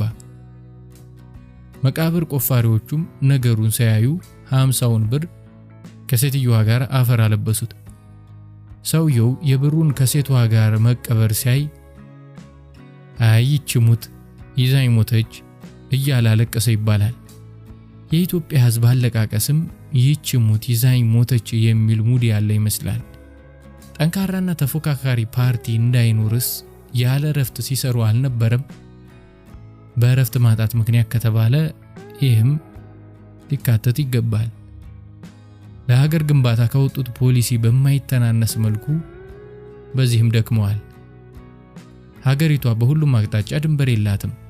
ምዕራባውያን የሰጧቸውን ተልእኮ ለማስፈጸም ታትረዋል። አዎ በረፍት ማጣት ምክንያት ሞተዋል እያለ ሲለፍፍ ሌላ ሰው ቆጣ ብሎ መለሰለት። የሄደውን ለቀቅ ያለውን ጠበቅ አለ በዚህኛው የተበሳጨው። ኢትዮጵያውያን ችግራችን ይሄው ነው። ያለውን ሁኔታ ለማሻሻል ከመሞከር ይልቅ ያለፈውን በመኮነን የኛን ድክመት ለመሸፈን እንሞክራለን። መለስን ለቀቅ ያለውን ጠበቅ የተበላሸውን መጠገን እንጂ አፍርሶ የመስራት አባዚያችንን ልጓም ልናበጅለት ይገባል። ችግሮችን ሁሉ በሄደው ላይ መደፍደፍ አያዋጣም። መለስ የሀገሪቱን ችግሮች ሁሉ በምኒልክ ላይ ሲደፈድፍ ነበር፣ አላዋጣውም። በጥፋቱ የመጸጸት አዝማሚያ ሊሞት አቅራቢያ እያሳየ ነበር። ኢትዮጵያ ብሎ መናገር እስኪያስደነግጥ ድረስ ህዝቡን ያሸማቅቅ ነበር። ነገር ግን እንደነጋበት ጅብ ከረፈደ በኋላ ያበላሸው ለማስተካከል ሲደናበር ሞት ቀደመው። ሆኖም እሱ አልፏል። ከዚህ በኋላ ከእርሱ ስህተት ተምሮ መቀጠል እንጂ ሁሉን ችግር በእርሱ ላይ ማላከክ አይገባም። መጪው ስርዓት የተሻለ መሆን አለበት። የገሌ ጅምር የገሌ ውጥን እያለ ከሚያደርቀን የተሻለ ሆኖ መሞከር አለበት። ኢትዮጵያ የረጅም ዘመን ታሪክ ያላት ሀገር ናት። ብዙ መሪዎችን ተቀብላ ብዙ መሪዎችን ቀብራለች። ይህ ለኛ አዲስ አይደለም። እውነቱን ተናግሮ የመሸበት ማደር እንዲሉ ይህ ሀገር ጉዳይ እንጂ የግለሰብ ጉዳይ ባለመሆኑ በግልጽ መነጋገር አለብን። ተረካቢዎቹ ከፍተኛ ጥንቃቄ ማድረግ አለባቸው። ወደ ሰፊ መሆን አለባቸው። እንደሚባለው ነገሮች እስኪሰክኑ ድረስ የተቆጣ ነብር ይሆናሉ እየተባለ ነው። አያዋጣቸውም። በስክነት ይህን አስቸጋሪ ጊዜ ሊወጡ ይገባል። የጎሳና የሃይማኖት ጉዳዮች አስከፊ ሁኔታ ላይ ናቸው። በዛም ላይ ፖለቲካዊና ኢኮኖሚያዊ ሁኔታዎች ጥሩ አይደሉም። በዚህ መሃል የዘመናት ጠላቶቻችን ተኝተው አያድሩልንም። ግብጾች በአመጽ እየታመሱ ባሉበትና እጅግ በአስከፊ ወቅት ውስጥ በነበሩበት ሰዓት የአባይን ግድብ ጀምረንባቸዋል። በዚህ ቂም ሳይዙብን አይቀርም። በዚህ ሰዓት እነሱም ወቅታዊ ባይሆን እንኳን ቆይቶ የሚፈነዳ ነገር ሳያደርጉብን አይቀርም። ለአልሸባብም ቢሆን ይህ አመቺ ጊዜ ነው። ለጠቅላይ ሚኒስቴሩ ማን በደንብ አለቀሰ ብሎ የአልቃሽን አይን በማየት የአሁኖቹ ሰዎች ጊዜ ማጥፋት የለባቸውም። አይኖቻቸውን ዜጎቻቸው ላይ ከማጉረጥረጥ ጥንታዊ ጠላቶቻችን ላይ ማፍጠጥ ይበጃቸዋል። ማን ሙዚቃ አዳመጠ፣ ማን በደንብ አላዘንም የሚለው የግልብ ሰዎች ጭንቀት ነው ሲል ሌላ ሰው ጣልቃ ገብቶ ተናገረ። ውሻ ባልሆን ኖሮ እኔም የበኩሌን ሐሳብ ወረውረው ነበር። ሆኖም አንደበታቸው ባለመሆኑ ከማዳመጥ በቀር ሌላ አማራጭ የለኝም። እንደሚታወቀው ጉዞዬ ወደ 4 ኪሎ ነው። ጉዞ በጀመርኩበት ወቅት ጭንቀቴ እንዴት የ4 ኪሎ አጥሮችን አልፌ ቤተ መንግስት ገባለሁ የሚለው ነበር። መንገድ ጀምሬ ሐዋሳ እንደገባው ግን የጠቅላይ ሚኒስቴሩን መሞት ሰማሁ።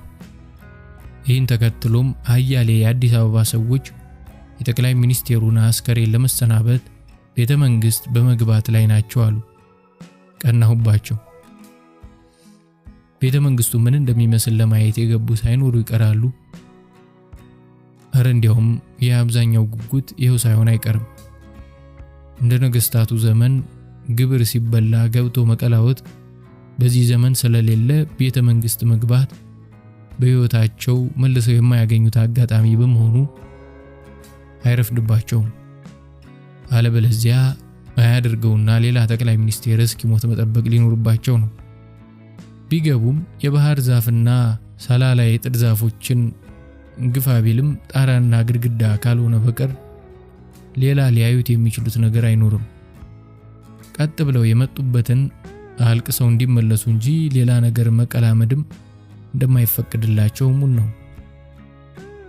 አልደርስም እንጂ ቢደርስ ኖሮ ከለቀስተኛ ጋር ሽል ብዬ ገባ ነበር። ወይም ከቤተ ክርስቲያን ቅጥር እንደገባች ውሻ ወታደር አራውጡ ሙድሙዴን በማውለቅ ያስወጣኝ ይሆናል። ተስፋ የለኝም። በዚህ አጋጣሚ መግባት እድል ቢኖረኝ እንኳን ከሐዋሳ በርሬ 4 ኪሎ መግባት ቀላል አይሆንልኝም። 272 ኪሎ ሜትር ከፊቴ ተነጥፏል። መሃል ሀገር ከመቅረት እዚሁ ወሬ ስቀዳ ልሰንብትና ጉዞዬን እጀምራለሁ ስላሰብኩ ሐዋሳ የደራውን ወሬ ስቀላውጥ መቆየት ሳይኖርብኝ አይቀርም። ይህ ወሳኝ ወቅት ነው። ከግራም ከቀኝም ማዳመጥ ያስፈልጋል። እንደኔ ያለው ውሻ ደግሞ ማንንም የማዳመጥ እድል አለው። እኔን ውሻ እንጂ ሰው ነው ብሎ የሚጠረጥረኝ ባለመኖሩ በአደባባይ የማይናገረውን ሲያቶከቱክ የመስማት ከፍተኛ እድል አለኝ። ከትላንት በስቲያ በቴሌቪዥን መስኮት እንባውን እየጠረገ ሐዘኑን የገለጠ ሰውዬ ዛሬ ሟቹን ጠቅላይ ሚኒስቴር ሲቦጭቅ ሰምቼ ተገርሚያለሁ። ልስማ፣ ይህ ጠቃሚ ዕውቀት ነው። አንዲት ከ3000 ዓመት በላይ የቆየች ሀገር መሪዋ ሞቶባት ህዝቦቿን የመሪ ጦት ሲያስጨንቃቸውና በየጓዳው እከሌ አይረባም እገሌም ቢሆን ያው ነው እያሉ አማራጭ ለማግኘት ሲጨነቁ መስማት አንድ ትምህርት ያስገኛል።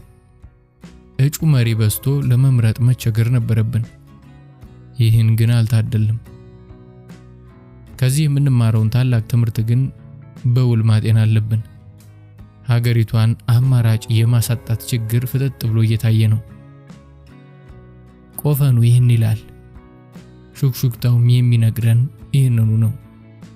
ሹክሹክታ እንደ ማግኔት የሚያጣብቀውን ጆሮዬን ቀስሬ እሰማለሁ፣ እቆያለሁ። ሊያመልጠኝ አይገባም። ከወዲያ ወዲህ የሚላጋው የወሬ ውሽንፍር ውሻነቴን አስረስቶኝ ሰነበተ። ጠቅላይ ሚኒስቴሩም ተቀበሩ። ህዝቡም የሙዚቃ ጾመ ልጓሙን ፈታ። ጠቅላይ ሚኒስቴሩ ሳይቀበሩ ዘፈን ከፍተው ሲያዘፍኑ እጅ ከፍንጅ ተገኝተው የታሸጉ ዳንኪራ ቤቶች በጉቦ እንደገና ተከፍተው የሙዚቃ አምሮታቸውን ለማስወጣት ተሽቀዳደሙ። የቃፊር እይታ የመሰለ የጎንደር እስክስታ፣ ክብ ሰላማዊ ሰልፍ የመሰለ የትግራይ እምቧለሌ፣ ከወባ እንቅጥቅጥ የፈለቀ የሚመስል የጎጃም እስክስታ፣ ጎፈሩ ከአንበሳ ዳንግላሱ ከፈረስ እየተወረሰ የሚመስል የኦሮሞ ዳንኪራ ሞልቶ መፍሰስ ጀመረ። ሟቹ ጥለውት የሄዱትን የዘር ተጽዕኖ በሚያሳብቅ ሁኔታ መጀመሪያ ትግርኛ ቀጥሎ ላይትኛ ሙዚቃ ይከፈት ነበር። ቢራ ተጠምተው የሰነበቱ እንኳን በጠርሙስ በግሉኮስ ቢሰጣቸው የሚረኩ አይመስሉም። ባለጀታ ሙቀጫ የሚያክል ጃምቡ አንስተው ሲያንጋጥጡ ለተመለከታቸው የሚታጠቡ እንጂ የሚጠጡ አይመስሉም። ሐዋሳ ካንቀላፋችበት መንቃት ጀምራለች። የቀድሞ ግለቷ ጀምሯል። የቬርሙዳ ሰፈር ሴተኛ ዳሪዎች ወደ ስራቸው ተመልሰዋል። የጠቅላይ ሚኒስቴሩ ሞት የወንዶችን ብልት እየሰለበ ይመስል ከወንዶች ገቢ ካላገኙ ሰነባበቱ። ሽቶና ቅባት ቁጠባ ጀምረው ነበርም ተብሏል። አንድ ፍታ ሽቶና አንድ ዝንቁል ቅባት ከጓደኛ መግዛት ተጀምሮ እንደነበርም ካልፎ ያጆሬ ጠልፌ ሰምቻለሁ። አለፈ። ያልፍልናል ያሉም ቬርሙዳ ሰፈርን ወረሩ። ወረራው በጨበጣ ውጊያ ይቧቀስ ገብቷል። ያገኙትን ለቀም። ሐዋሳን ለቅቄ መውጣት አቃተኝ። ሰው በሆን ኖሮ ብዙ አዝናኝ ነገሮች ባላጣው። የህዝቡ አኗኗር ቅጣምባር የለውም። በላዕላይ መደብ እርከን ማበጀት ይከብዳል። ድንች በዳጣ መንገድ ዳር በልቶ አንድ ፎሌ ውሃውን ቸልሶ የሚነሳና ውሃ በመሰለ መኪና በአስፋልት ላይ የሚፈሰው እኩል ክብር ይሰማቸዋል። ማንም ከማንም ራሱን አሳንሶ አያይም። እንዲያውም የታችኛው መደብ ከፍተኛ ጥንካሬ ሳይወረው እንደማይቀር ለመገንዘብ በቅቻለሁ። ለሚኖረው አዘቅታዊ ኑሮ ማንን ተጠያቂ እንደሚያደርግ ግራ ስለገባውም ይሁን አለያ ተቀብሎት ስለሚኖር ፊቱ ላይ ሰቀቀን አይታይም። ሐዋሳ ከምስራቅ እስከ ምዕራብ ከደቡብ እስከ ሰሜን ሁሉም ጎሳ የከተተባት ጉራማይሌ ከተማ ናት።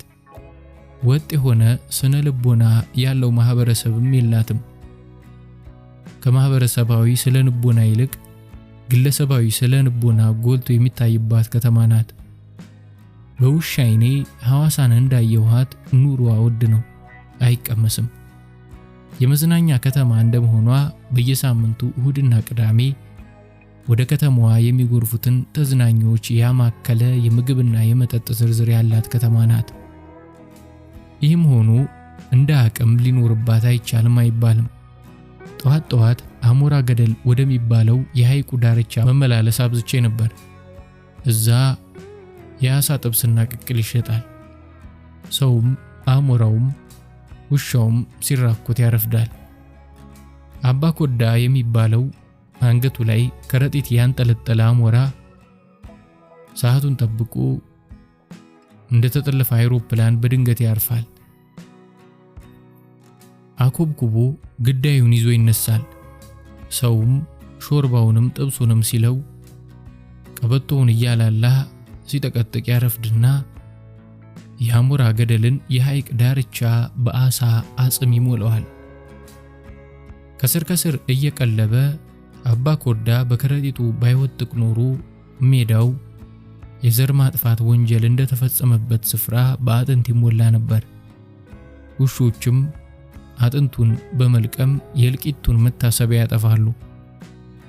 ከአባ ኮርዳ ጋር ለአሳ አጥንት ፍልሚያ በመጋጠም እኔም አግዣለሁ። በዚህ ምቾት የተነሳ ሐዋሳ ልለቃት ጨነቀኝ። ከዚህም ሌላ መሸት ሲል ወደ ሐዋሳ ሐይቅ ዳርቻ በመሄድ የሚቀድመኝ ታጣ። ሲመሽ በሐይቁ ዳርቻ ጥንድ ጥንድ ሆነው የሚራመዱትን ፍቅረኞች ወግ ማዳመጥ ሱስ ሆኖብኛል። እጁን በአንገቷ ለጠመጠመ ጎረምሳ ወገቡን ጨምቃ ከያዘች ጎረዳ በተሰባበረ አማርኛ የሚወጣን የፍቅር ቃል እንደ ጀርመን ሰራሽ ራዲዮ ምርጥ በሆነ የውሻ ጆሮዬ ጠልፌ ማዳመጥ አመል ሳይሆንብኝ አልቀረም። ሰው በሆን ኖሮ ይህን ሁሉ ምስጢር ከየት ሰማ ነበር? ሰው በጠጋቸው ሲያልፍ ከሹክሹክታ ወደ ጭጭታ ድምጻቸውን ይለውጡና ሲያልፍላቸው እንደገና ያነበንባሉ። እኔን ማን ከሰው ቢጥፈኝ ይህን ስሰማ ባለቤቴ ትዝ ትለኛለች። በወጣትነቴ ያሳለፍኩት ሁሉ ውል ይለኛል። አሁንም ድረስ ያልደበዘዘ ድምጿ በጆሮዬ ይንቆረቆራል። አሁንም ድረስ ያልቀዘቀዙ አይኖች ላይ ይንከዋለላሉ። መልኳ በልቦናዬ እየተሳለብኝ አስቸገረኝ። ረስታኝ ይሆን? ሞቷን ነፍስ ይማር ብላ አንዱን ተክታብኝ ይሆን? የባለቤቴን ገላ ሌላ አቅፎት ይሆን? ያ ረቂቅ ሙዚቃ የመሰለ ድምጿ ለሌላ ተንቆርቁሮ ይሆን? ልጆቼን የእንጀራ አባት አይን ገርፏቸው ይሆን? ወይኔ አላርፍ ያለ እጅ! ይኸው ከልጅነቴ ጀምሮ ለማወቅ ጓጓለት የነበረው አስማት ወደ ውሻነት ለውጦኝ አርፏል። ሕይወቴን አዘበራርቆታል። ሰይጣን ገደል ግባ! ይህን እያሰብኩ ከአልፎ ሀያጅ አዲስ ዓመት መግባቱን ሰማሁ። የፈጣሪ ያለ ጊዜው እንደ ቡሌት ባቡር እየተወነጨፈ ነው። ወደ ሰውነቴ ሳልመለስ አዲስ ዓመት መጥባት የለበትም ነበር። በአዲሱ ዓመት ሰው የመሆን እቅድ ነበረኝ። እውነታው ግን እስካሁንም ውሻ ነኝ። ውሻ፣ ጥቁር ውሻ፣ ያንተ ያለ። እንደ ድል ሆኖ የኔ ብቻም ሳይሆን የአብዛኛው ኢትዮጵያዊ ሕይወትም ሳይለወጥ ዓመት መቁጠር ዕጣ ፈንታችን ሆኗል። ኢትዮጵያ ውስጥ ተራሮች እንጂ ሰዎች በየዓመቱ አያበቡም። ዘፈኑም ሰውም ያው ነው፣ አይለወጥም። ሁሌ አበባ አየሁሽ፣ አበባ አየሁሽ ለምለም፣ አበባ አየሁሽ ለምለም፣ ባልንጀሮቼ ለምለም፣ ግቡ በተራ ለምለም፣ እንጨት ሰብሬ ለምለም፣ ቤት እስክሰራ ለምለም፣ እንኳን ቤትና ለምለም የለኝም አጥር ለምለም፣ ደጅ አድራለሁ ለምለም፣ ኮከብ ስቆጥር ለምለም። ሕፃናቱ በለስላሳ ድምጻቸው ከበሮ እየደለቁ ሲዞሩ አየሁ። ልብ ብዬው የማላውቀው ሐሳብ ውልብ አለብኝ። የሚዘምሩት የተለመደ የአውደ ዓመት መዝሙር ስንኞች ገረሙኝ።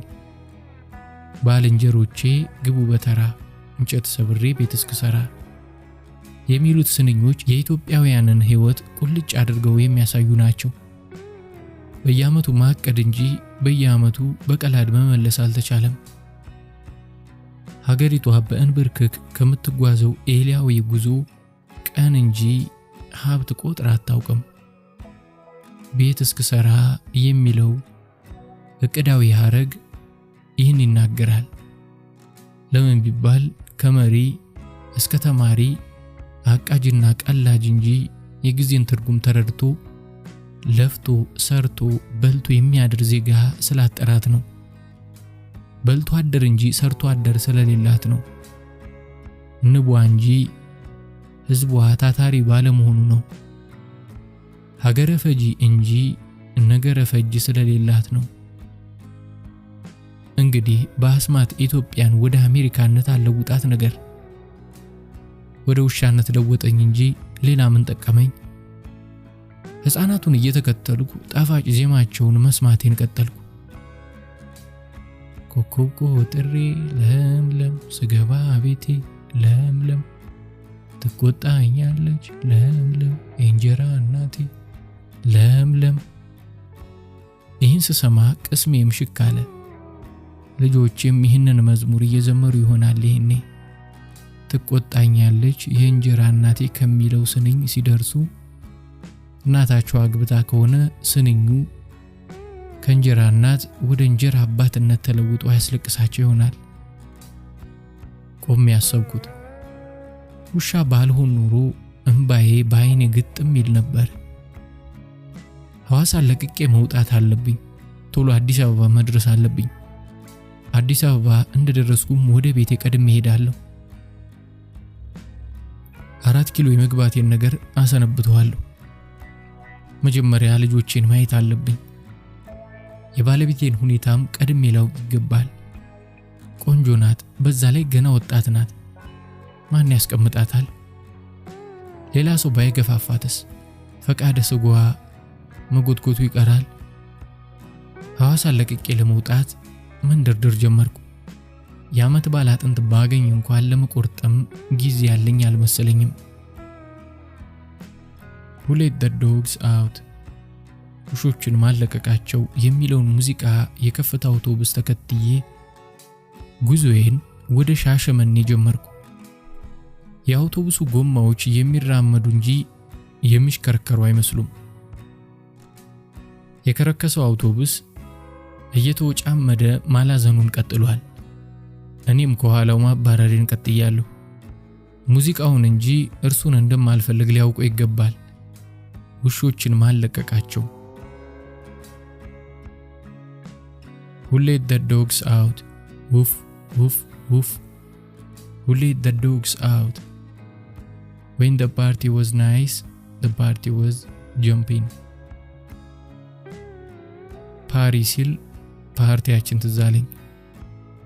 በቅርቡ የስልጣን ርክክቡን ከሰሜን ወደ ደቡብ ያሻገረው ፓርቲ ይህን ሙዚቃ የጋበዘ ይመስለኝ። በልቤ እኔም መልሼ ጋብዣለሁ። አዲሱ ጠቅላይ ሚኒስቴር የደቡብ ክልል ፕሬዝዳንት በነበሩበት ወቅት መናገሻ ከተማቸው የነበረችውን ከተማ ለቅቄ በመውጣት ላይ ነኝ። ሐዋሳን ውጭቃውን ለመኮምኮም ስል ባልሰነበት ኖሮ ሐዋሳን እንዲህ ሙጤ ብዬ ባልሰነበትኩባትም ነበር። ሳምንት አለፈኝ። እረ ከዛም በላይ ስለ አዲሱ ጠቅላይ ሚኒስቴር ያልሰማሁት ነገር የለም። ሊሾሙ ነው ተብሎ ጭምጭምታ ከሰማሁበት ወቅት አንስቼ ያመልኩበት ከነበረው ቤተክርስቲያን ጀምሬ የክልሉ አስተዳዳሪ ሳሉ ይኖሩበት እስከነበረ ቤት ያልሄድኩበት ቦታ የለም። በየግሮሰሪው እየዞርኩ እታዛም እበርም እየተንከባለልኩ ወሬ መቃረም አመል ሆኖብኝ ባልሰነበት ኖሮ እስካሁን ሻሸመኔ ገባ ነበር። ስንበታዬ ለክፉ አይሰጥም። ብዙ ወሬ ለቃቅም ያለው አዲሱ ጠቅላይ ሚኒስቴርም ከቡጨቃ አልዳኑ። ምን ያልተባለ አለ? ለወሬም አይመች። የዘርዛር ያንዘረዘረው ስንት አለ በሞቴ። በአንድ ግሮሰሪ ውስጥ የሰማሁት ትዝ አለኝ። ቡጨቃ ሽርደዳ። ለምን የተሾሙበት ቀን 11 ሆነ? ሆን ተብሎ ነው ብለህ ነው? ታዲያስ ካልጠፋ ቀን ለምን በ11 ስልጣን ተሰጣቸው? አጋጣሚ ነው ባክህ። ወይ አጋጣሚ? የምን አጋጣሚ ያመጣ? አስቸኳይ ስብሰባ ተደርጎ መስከረም 11 በተወካዮች ምክር ቤት ፊት ቆመው ቃለ መሐላ ፈጸሙ። ወደድክም ጠላህም ከዚህ በኋላ ይህች ቀን ስትጠራ ትኖራለች። 11 ከዚህ በኋላ መስከረም 11 2005 ዓመተ ምህረት የምትል ሐረግ ስትመዘዝ ትኖራለች። ወቸው ጉድ! ይህም አለለካ። ሌላ ሸምገል ያሉ ሰው ደግሞ ሰውየው ጠቅላይ ሚኒስቴርነት ከመሾማቸው በፊት እንዲህ ሲሉ ሰምቻለሁ። ወላይታ ሳይሆኑ አይቀሩም።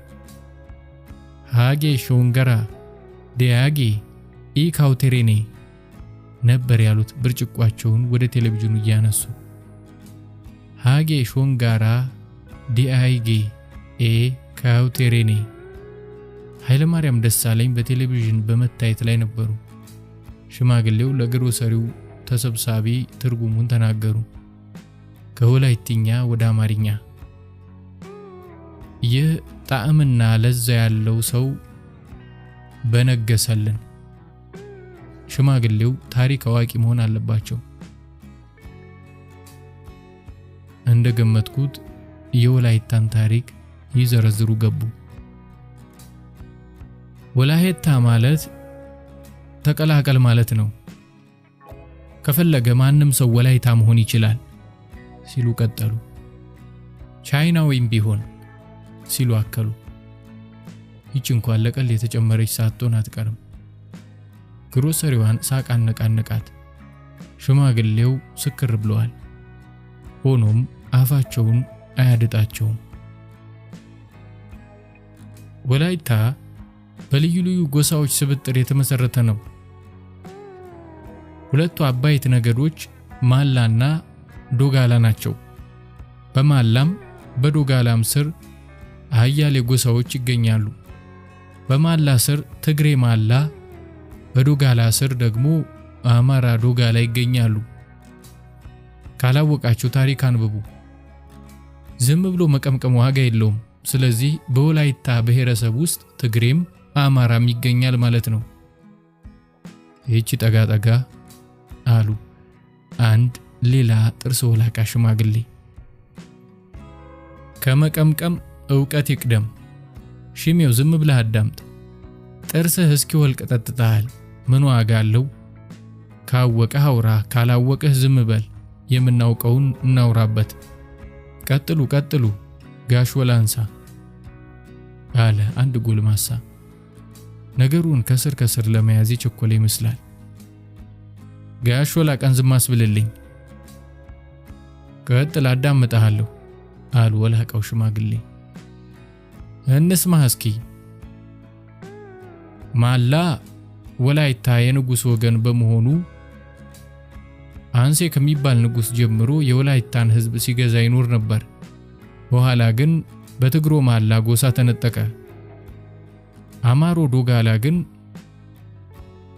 ቄሴጋዎች ጋር መለኛዎች ወደሚባሉ ጎሳዎች ተገምሶ በተግባሩ ሃይማኖት ሆነ። ቄሲገቱ ጋሻና መለኝቱ ካሻ የሚባሉ ደብሮቹን አስከብሮ ስራው ቅዳሴ ሆነ።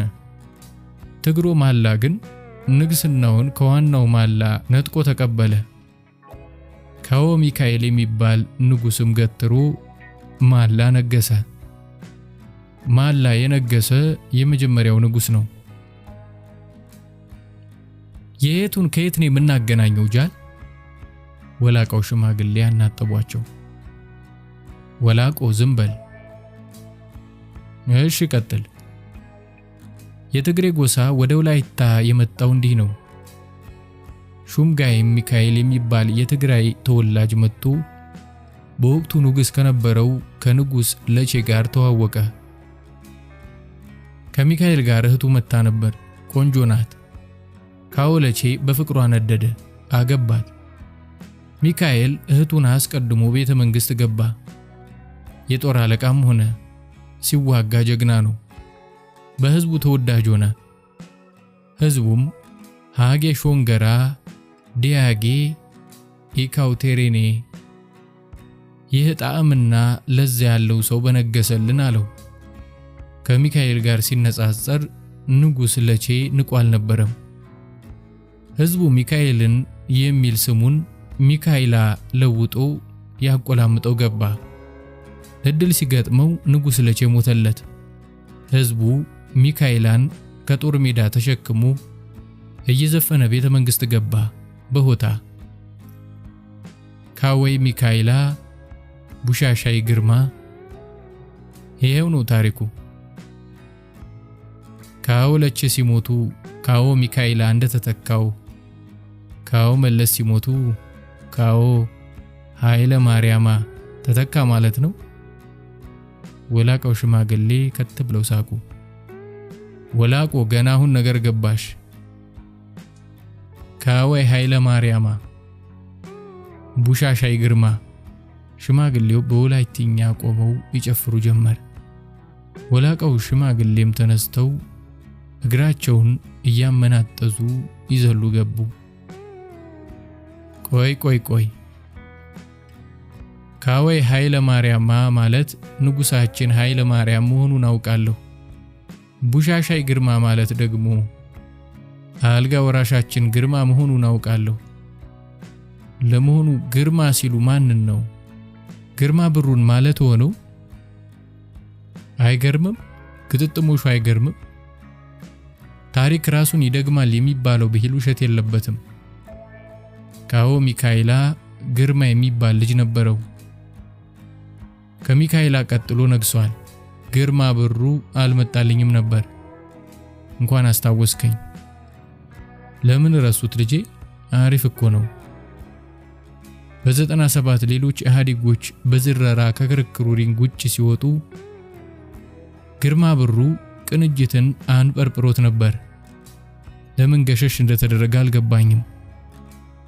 ሟቹ ወጣ የሚል ሰው ካየ ይህች ባቄላ ካደገች አትቆረጠምም በሚለው ኢላማ ውስጥ ማስገባት ያውቁበታል ይባላል።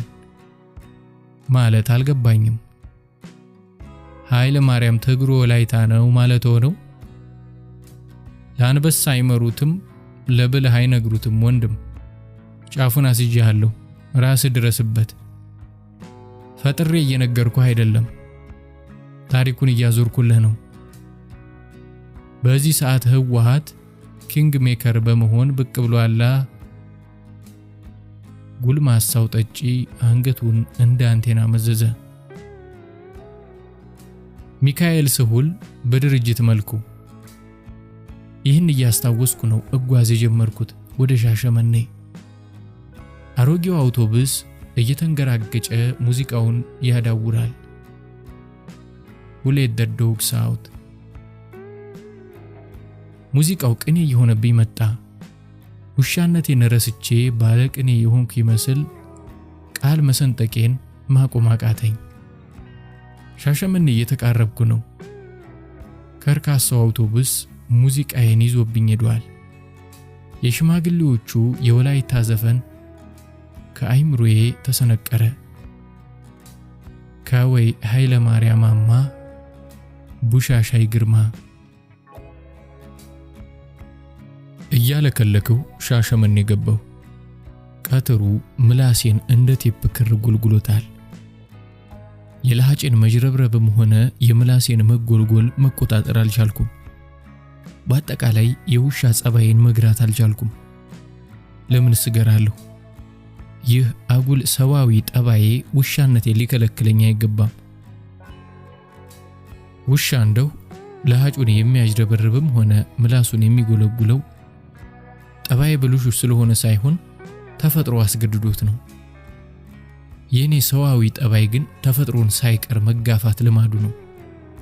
ያማረውን ከማድረግ የሚገድበው ይሉኝታ አለበት።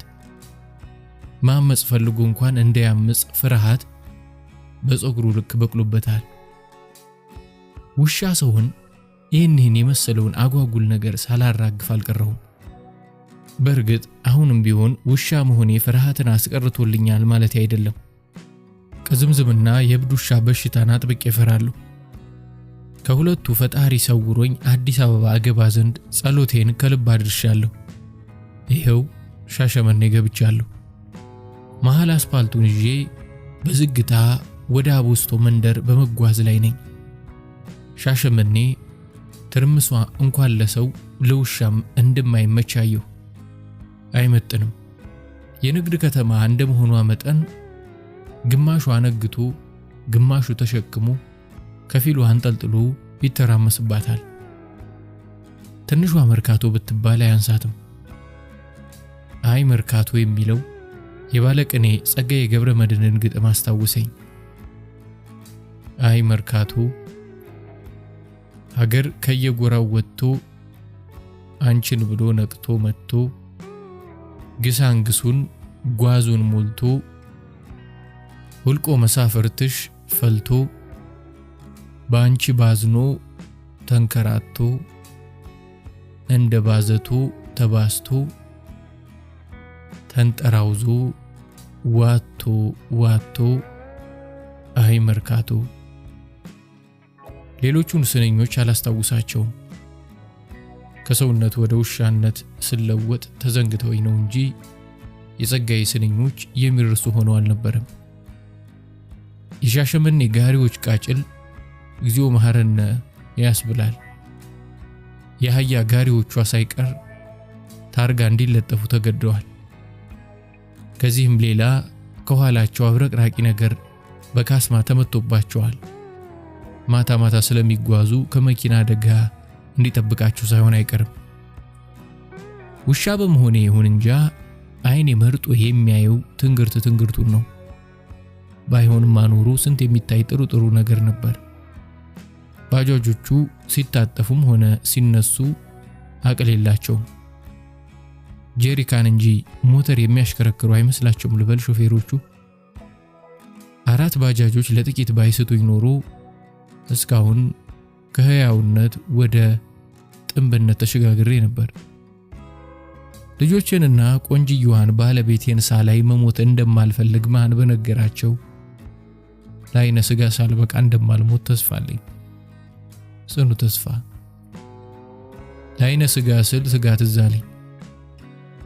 ይሄ ውሻ አይምሮዬ የቱን ከየት እንደሚያገናኘው ሊገባኝ አልቻለም።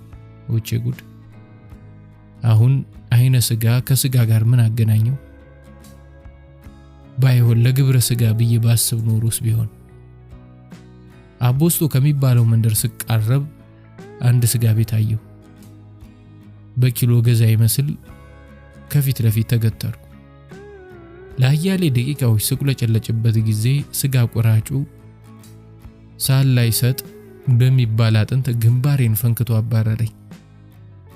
ስጋ ቆራጩ ተስፋ አስቆራጭ ሆነብኝ።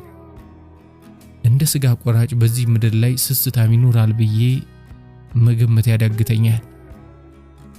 ስጋ ቆራጩ እኔን ወርውሮ የመታበትን አጥንት ተመልሼ ላነሳው በሄድ የሂማሊያን በረዶ የመሰለ አጥንት ሆኖ አገኘሁት። ጉንዳን የምትመግብ ፍቅፋቂ ስጋ እንኳን ላዩ ላይ የለችም። እንዴት አባቱን የመለመለው ባካችሁ! ፍቅፍቅ አድርጎታል እንደ ለንቋጣ ሽመል። ስጋ ቆርጣለሁ ስል ተስፋ ቆርጬ እንደገና ፊቴን ወደ ስጋ ቤቱ ሳልመልስ ሄድኩ። ሌላ ስጋ ቤት ብፈልግ ሳይሻለኝ አይቀርም። ከአንድ ሙዚቃ ቤት የተከፈተ ዘፈን ጆሮዬን አወናጨፈው። ዘፈኑ ስጋን በተመለከተ ባይሆንም ስጋ እንደ ጉድ የሚበላበትን አካባቢ ስለሚያነሳ ሳይሆን አይቀርም ቀልቤን ገዛው። ጌዲዮኛ ዘፈን ነው። እዛ ከበሬ የማይበላው ድምፁ ብቻ ነው ሲባል ሰምቻለሁ። ወደ ኋላ ልመለስ ነገር እንግዲህ ምንም ውሻ በሆነ ዓላማዬን እንዳልዘነጋ የሰውነት አይምሮዬ ያስታውሰኛል። ሲርበኝ እንዲህ ስለሚያደርገኝ እንጂ ለስጋ ብዬ ከሻሸመኔ ጌዲዮ ድረስ ለመሄድ መመኘት ነበረብኝ። እየተልቀመቀምኩም ቢሆን አዲስ አበባ መግባቴ የማይቀር ነው። 4 ኪሎ ጀግና ይሞትም የሚባል ስጋ ቤት መከፈቱን ሰምቻለሁ። የስጋ አምሮቴን የሚያስወጣ ስጋ ይጥሉልኛል የሚል ተስፋ ግን የለኝም። ስጋ ቆራጭ እያለ ምን ስጋ ይበላል? ውሻ ባልሆን ኖሮ ጀግና ይሞትም የሚባለው ስጋ ቤት ቢከፈት ባይከፈት ከጉዳይ ባልጣፍኩት። ባለፈው ሐዋሳ ያለው ነው 2 መንገደኞች እየተሳሳቁ ሲያወሩ የሰማሁት። አንደኛው አዲስ አበባ ደርሶ የተመለሰ ሳይሆን አይቀርም። አረ ተበጠበጥን ሲል ነበር የደረስኩት። አበዙት እኮ አበዙት። እንዴት 4 ኪሎ ጀግና ይሞትም የሚባል ስጋ ቤት ሳይቀር ከፈቱለት። አንተ ደግሞ ኳልኳንዳ ቤት ሌላስ ቢከፍቱለት ምን ጨነቀ? የሰው አሰርጋጅነት እንጂ። አረ ዝም በል። አንባቢ ነው ይባላል ነበርም ይባል ነበር ድሮ። ምን አለ ህልቆ መሳፍርት መጻሕፍት ነበሩት ከማለት ከቤተ መንግስት አውጥተው አንድ የህዝብ ቤተ መጽሐፍ ቢከፍቱ መቼስ እዛ ማን ያነባቸዋል? ምን ማለት ነው ጃን? አዎ የቤተ መንግስት ኑሮ መቼም ጠድፊያ የበዛበት እንደሆነ ነው የምንሰማው። አንዴ ቢዚ ነበር ይሉናል፣ አንዴ አንባቢ ነበር ይሉናል። ያም ሆነ መጽሐፍቱን ለህዝብ ቢረዱ መልካም ነበር። ሀገራችንን ቤተ መጽሐፍ እንጂ ስጋ ቤት አልቸገራት። ከዚህ በኋላ ያሉትን አልሰማዋቸውም። ስጋ ቤት ከሚለው ላይ አስምሬ መንገዳቸው መንገዴ ባለመሆኑ ተመለስኩ። ይህ ውሻነቴን የነገረኝ ቃል ነው። ስጋ በተባለ ቁጥር ሰፍ ማለት ጀምሬያለሁ። ወደ ሰውነቴ ብመለስ ከግብረ ስጋ ይልቅ ስጋን እንደማስቀድም አልጠራጠርም። ልኳንዳ ቤት ሄድና ስጋ ቆራጭ እላለሁ። አቤት ይለኛል። አቤት አይበለውና ሰው ስሆን መቼም ቢላዎቹን እያፋጨ ሳያናግረኝ አይቀርም። ኪሎ ስጋ ስንት ነው እለዋለሁ። መቼስ ዋጋው እሳት መሆኑ ግልጽ ነው። ቢሆንም እስኪ 10 ኪሎ ስጋ ቁረጥልኝ ብዬ ረብጣ ገንዘቤን ሆጭ አረግና ቁጭ ብዬ መመተር መዋጥ ይሆናል ተግባሪ። ለዛው ያብቃይ ብቻ ሰው ለመሆን። ሰው ባለመሆን ከሚታጡ ነገሮች አንዱ ስጋ ለመሆኑ ጥርጥር የለውም። የአቦስቶን መንደር አካልላት ገብቻለሁ። የሆዴን ነገር መላላ በጅለትና ተገብስል ደግሞ ስጋ ከመለቃቀም ወሬ ወደ መለቃቀም ገባለሁ። ሻሸመኔስ ምን እየተባለ ይሆን? ስለ አዲሱ ጠቅላይ ሚኒስቴር ሌላም ወሬ ካገኘሁ አልምርም። 15 ለሁለት ሳምንታት ያህል በደረሰብኝ ከፍተኛ ጉዳት ሻሸመኔ ወድቄ ባልሰነብት ኑሮ እስካሁን አዲስ አበባ በገባሁ ነበር። ግራ ታፋዬ ክፉኛ ተጎድቷል። ይኸው ሩያዬን ለመያዝ እንኳን መልቀምቀም ሳልችል ሰንብቻለሁ። የነፍስ ነገር ሆኖብኝ የሆነ ያልሆነውን ብቻም ሳይሆን ሰው ለነበረ ውሻ ቢነግሩት ሊቀፈው የሚችለውን ሁሉ በላው። ምንኛ ብረገም ነው። የተከበርኩት ሰውዬ ከውሾች በታች ሆኜ ቁጭ ብያለሁ። ግራ ታፋይን በአጥንት ቅዝምዝም ያወለቀኝ ያ ጠላዬ ሰናይ ስጋ ቆራጭ ነው። ስራመድ የኋላ ግራ እግሬን እንደ ሳምሶናይት አንጠልጥዬ ነው። በዚህ አረማመዴ እንኳንስ አዲስ አበባ ከሚቀጥለው ከተማ እንኳን የመድረስ እድል ያለኝ አይመስለኝም። ቢሆንም ጥቂት ላገግም በማለት እንጂ መንገዴን መቀጠሌ የማይቀር ነው።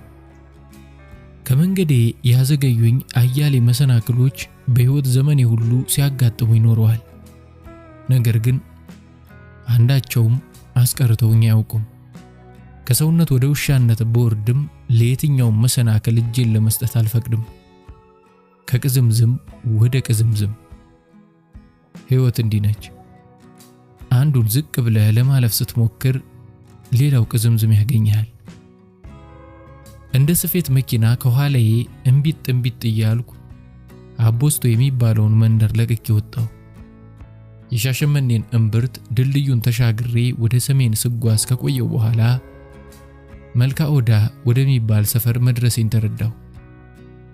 አንድ ለማኝ እህል ውጥንቅጡ የወጣ እንግሊዘኛ የሚያወሩ ሰዎች እየበረቱ ሲመጡ ከራስታዎች መንደር መድረሴ ገባኝ።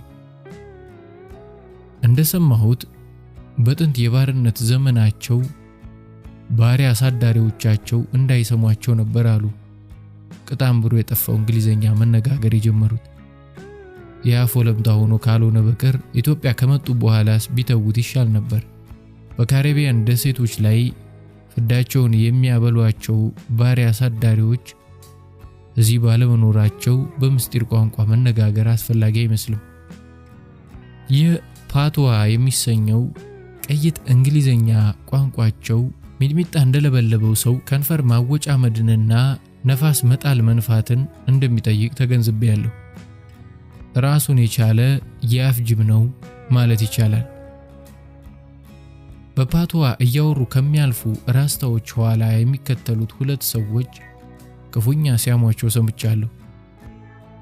ሀገሩን ሁሉ በከሉት። ወጣት አልተረፈም። ሁሉንም ከኢየሱስ ወደ ሱስ አሸጋገሩት። ግን እኮ ሀገር ወዳጆች መሆናቸውን መዘንጋት የለብንም ሲል ሰማሁት ሁለተኛው። እንዲህም ብሎ ሀገር መውደድ የገበሬ ማሳ ሁሉ አደንዛዥ ዕፅ መዝሪያ ሆኗል። ገበሬውም በአንድ ሄክታር ላይ ከሚሰበስበው የበቆሎ ሰብል ይልቅ በአንድ ካሬ ላይ የሚዘራው ዕፅ ስለሚያከብረው ሳይወድ በግዱ የዕፅ አዝማሪ ሆኗል ሲል የመጀመሪያው ሰው ተቃወመ። ክፉኛ የጠላቸው ይመስላል። ይሄው ወጣቱ ሁሉ በዕፅ የነወለለ እንዲሆን አድርገውታል። አዳሚ እንደ ጥቅምት ቀፎ ታጥኖ መሰቀል ልማዱ ሆኗል። ታዲያ ምን ዋጋ አለው? ሁልጊዜ ሲጣጠን እንጂ ንቡንም ማሩንም እስካሁን አላየንም። በል አታስቀኝ። እውነቴን እኮ ነው። ዝም ብሎ ማጎፍጠጥ ምን ዋጋ አለው? ንብ ስትል አለ ሁለተኛው ወግ ለመቀልበስ በሚመስል መልኩ። በል እኔ የፓርቲውን ምልክት ንብ ሳይሆን የተፈጥሮዋን ንብ ነው ያልኩት። የተውነውን ነገር አሉ። ምኑን የተውነው? ሁለተኛውን ጉትጎታ። ፓርቲውን ወይስ ንቡን? ንቡንማ እንዴት እንተዋለን? ዝም አልከኝ እኮ ጃል። ስለ አዲሱ ጠቅላይ ሚኒስቴር ዝምታን የመረጥንበት ምክንያት አልገባኝም ሲል ጫፉን አስያዘው። ተወው በል። እንዴት? ለወሬ የማይመቹ እየተባለ ነው። አልገባኝም። ጠብሰቅ ላለ ትችትም ጠለቅ ላለ አድናቆትም አይመቹም የሚሉ አሉ። በበኩሌ ትክክል ይመስለኛል። ለሁለቱም አይመቹም። የፖለቲካ እውቀታቸው ምን ያህል እንደሆነ ለማወቅም አልቻልኩም።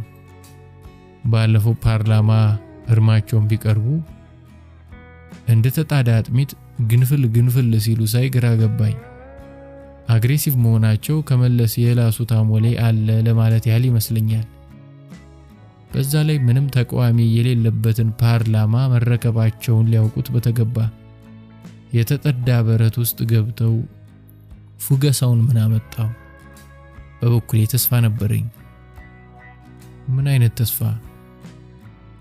አዲሱ ጠቅላይ ሚኒስቴር እንደሌሎቹ ከጫካ አልመጡምና አውሬኛ ጠባይ አይኖራቸውም የሚል ተስፋ ነበረኝ። ሙሉ በሙሉ ለውጥ ያመጣሉ የሚል ግምት ባይኖረኝም ቢያንስ የተለሳለሰና ከፖለቲካ ጨዋታ ይልቅ ለሀገራዊ ግንባታ ትኩረት የሚሰጥ አሰራር ይዘረጋሉ የሚል ተስፋ ነበረኝ። በእስር የሚማቀቁ የፖለቲካ እስረኞችን በመፍታት የህዝቡን ልብ ይማርካሉ የሚል ተስፋም ነበረኝ። የኢትዮጵያ ህዝብ ድብርት ውስጥ እንደሆነ ማወቅ ቀላል ነው። መነቃቃት ይፈልጋል። በሁሉም ዘርፍ መነቃቃት ይፈልጋል። አነቃቂ መሪ ያስፈልገዋል። ዝም ብሎ እናስቀጥላለን እያሉ ማላዘን ምን ዋጋ አለው? በገደምዳሜ እንቀጥላለን ማለታቸው ይሆን?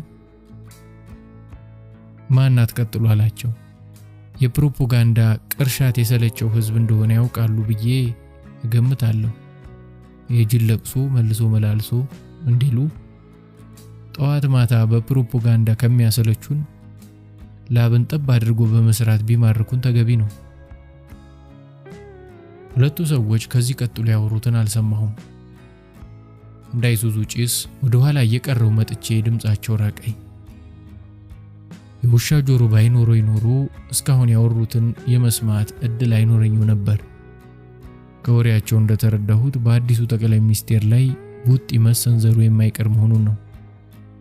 ቀበቶን ጠበቅ ትከሻን ሰበቅ አድርጎ በስራ ከማሳመን በቀር ሌላ አማራጭ እንደሌላቸው ተረዳሁ። ፖለቲካ የደላላ ምላስንና የፈላስፋ አይምሮን ይፈልጋል። በዚህ ጊዜ ማጥፋት ተገቢ አይደለም። እኔ እንዲህ አይነቱን ወሬ ከመስማት መቆጠብ ፈልግ ነበር። ሆኖም አመል ወደ ኋላ ጎተተኝ። ይህን ባላደርግ ኖሮ እስካሁን አዲስ አበባ በገባሁ የምወዳት ባለቤቴንም ባየሁ። ሆኖም ጆሮዬን ላሸንፈው አልቻልኩም። እረ ለመሆኑ የባለቤቴ ጉዳይ እንዴት ሆነ ይሆን? አግብታ ይሆን? ረስታኝ ይሆን? አይደረግም አይባልም። ያቺን ልዕልት የመሰለች ቆንጆ እስካሁን ማን ብቻዋን ያስቀምጣታል? ያቺን የጥቢ ጽጌረዳ የመሰለች ውብ እስካሁን ማን ሳያቅፋት ያልፋል? ከቶ በምን ክንፍ በረሬ አዲስ አበባ በገባው? የሻሸመኔን ከተማ በግድ ዘልቄ በመውጣት ላይ ነኝ። ሻሸመኔ እስከ ውጥንቅጧ ወደ ኋላ እየቀረች ነው። ወደ ውሻነት ከመለወጤ በፊት ያኔ ሰው ያለው በ1903 ዓመተ ምህረት እንደተመሰረተች ሰምቼ ነበር። ከ100 ዓመታት በላይ ያስቆጠረች ግን አትመስልም። ከአዲስ አበባ 250 ኪሎ ሜትር ርቄ ሻሸመኔ መገኘቴን አንድ የአሞራ ፌርማታ ቢልቦርድ አረዳኝ። ሩቅ ነኝ፣ ገና ሩቅ ነኝ። አሰልቺ ጉዞ ይጠብቀኛል። አንድ ሐሳብ ብልጭ ያለልኝ ከአንድ የተከመረ አሸዋ ጥግ የቆመ አይሱዙ መኪና ሳይ ነው። ያልጫነው ነገር አልነበረም። ዱባ፣ ጫት፣ ጥቅል ጎመን እንዲሁም የሾፌሩ ቦቲ ጫማ። አሸዋው ላይ እንደምንም ከወጣው በኋላ ወደ መኪናው በደመ ነፍስ ዘለልኩ። የቁስሌ ህመም ነፍሴን ከስጋዬ ሊለያት ደረሰ። ህመሜን ዋጥ አድርጌ ያረፍኩበትን ተመለከትኩ። በግራዬ የእግር ኳስ የሚያክል ዱባ፣ በቀኜ የተገነዘ ድንክ የሚመስል ጫት። ቦቲ ጫማው እንደ ፈነዳ ሽንት ቤት ያውዳል። መኪናው ላይ ከወጣው በኋላ አንድ ክፉ ስጋት አስጨነቀኝ። መኪናው ወዴት ይሄድ ይሆን? እንዳሰብኩት ወደ አዲስ አበባ ይዞኝ ከንፍ ይሆን ወይስ ወደ ሌላ ከተማ? ወደ አዲስ አበባ መሆን አለበት። እጣዬን ለመከተል ወሰንኩ።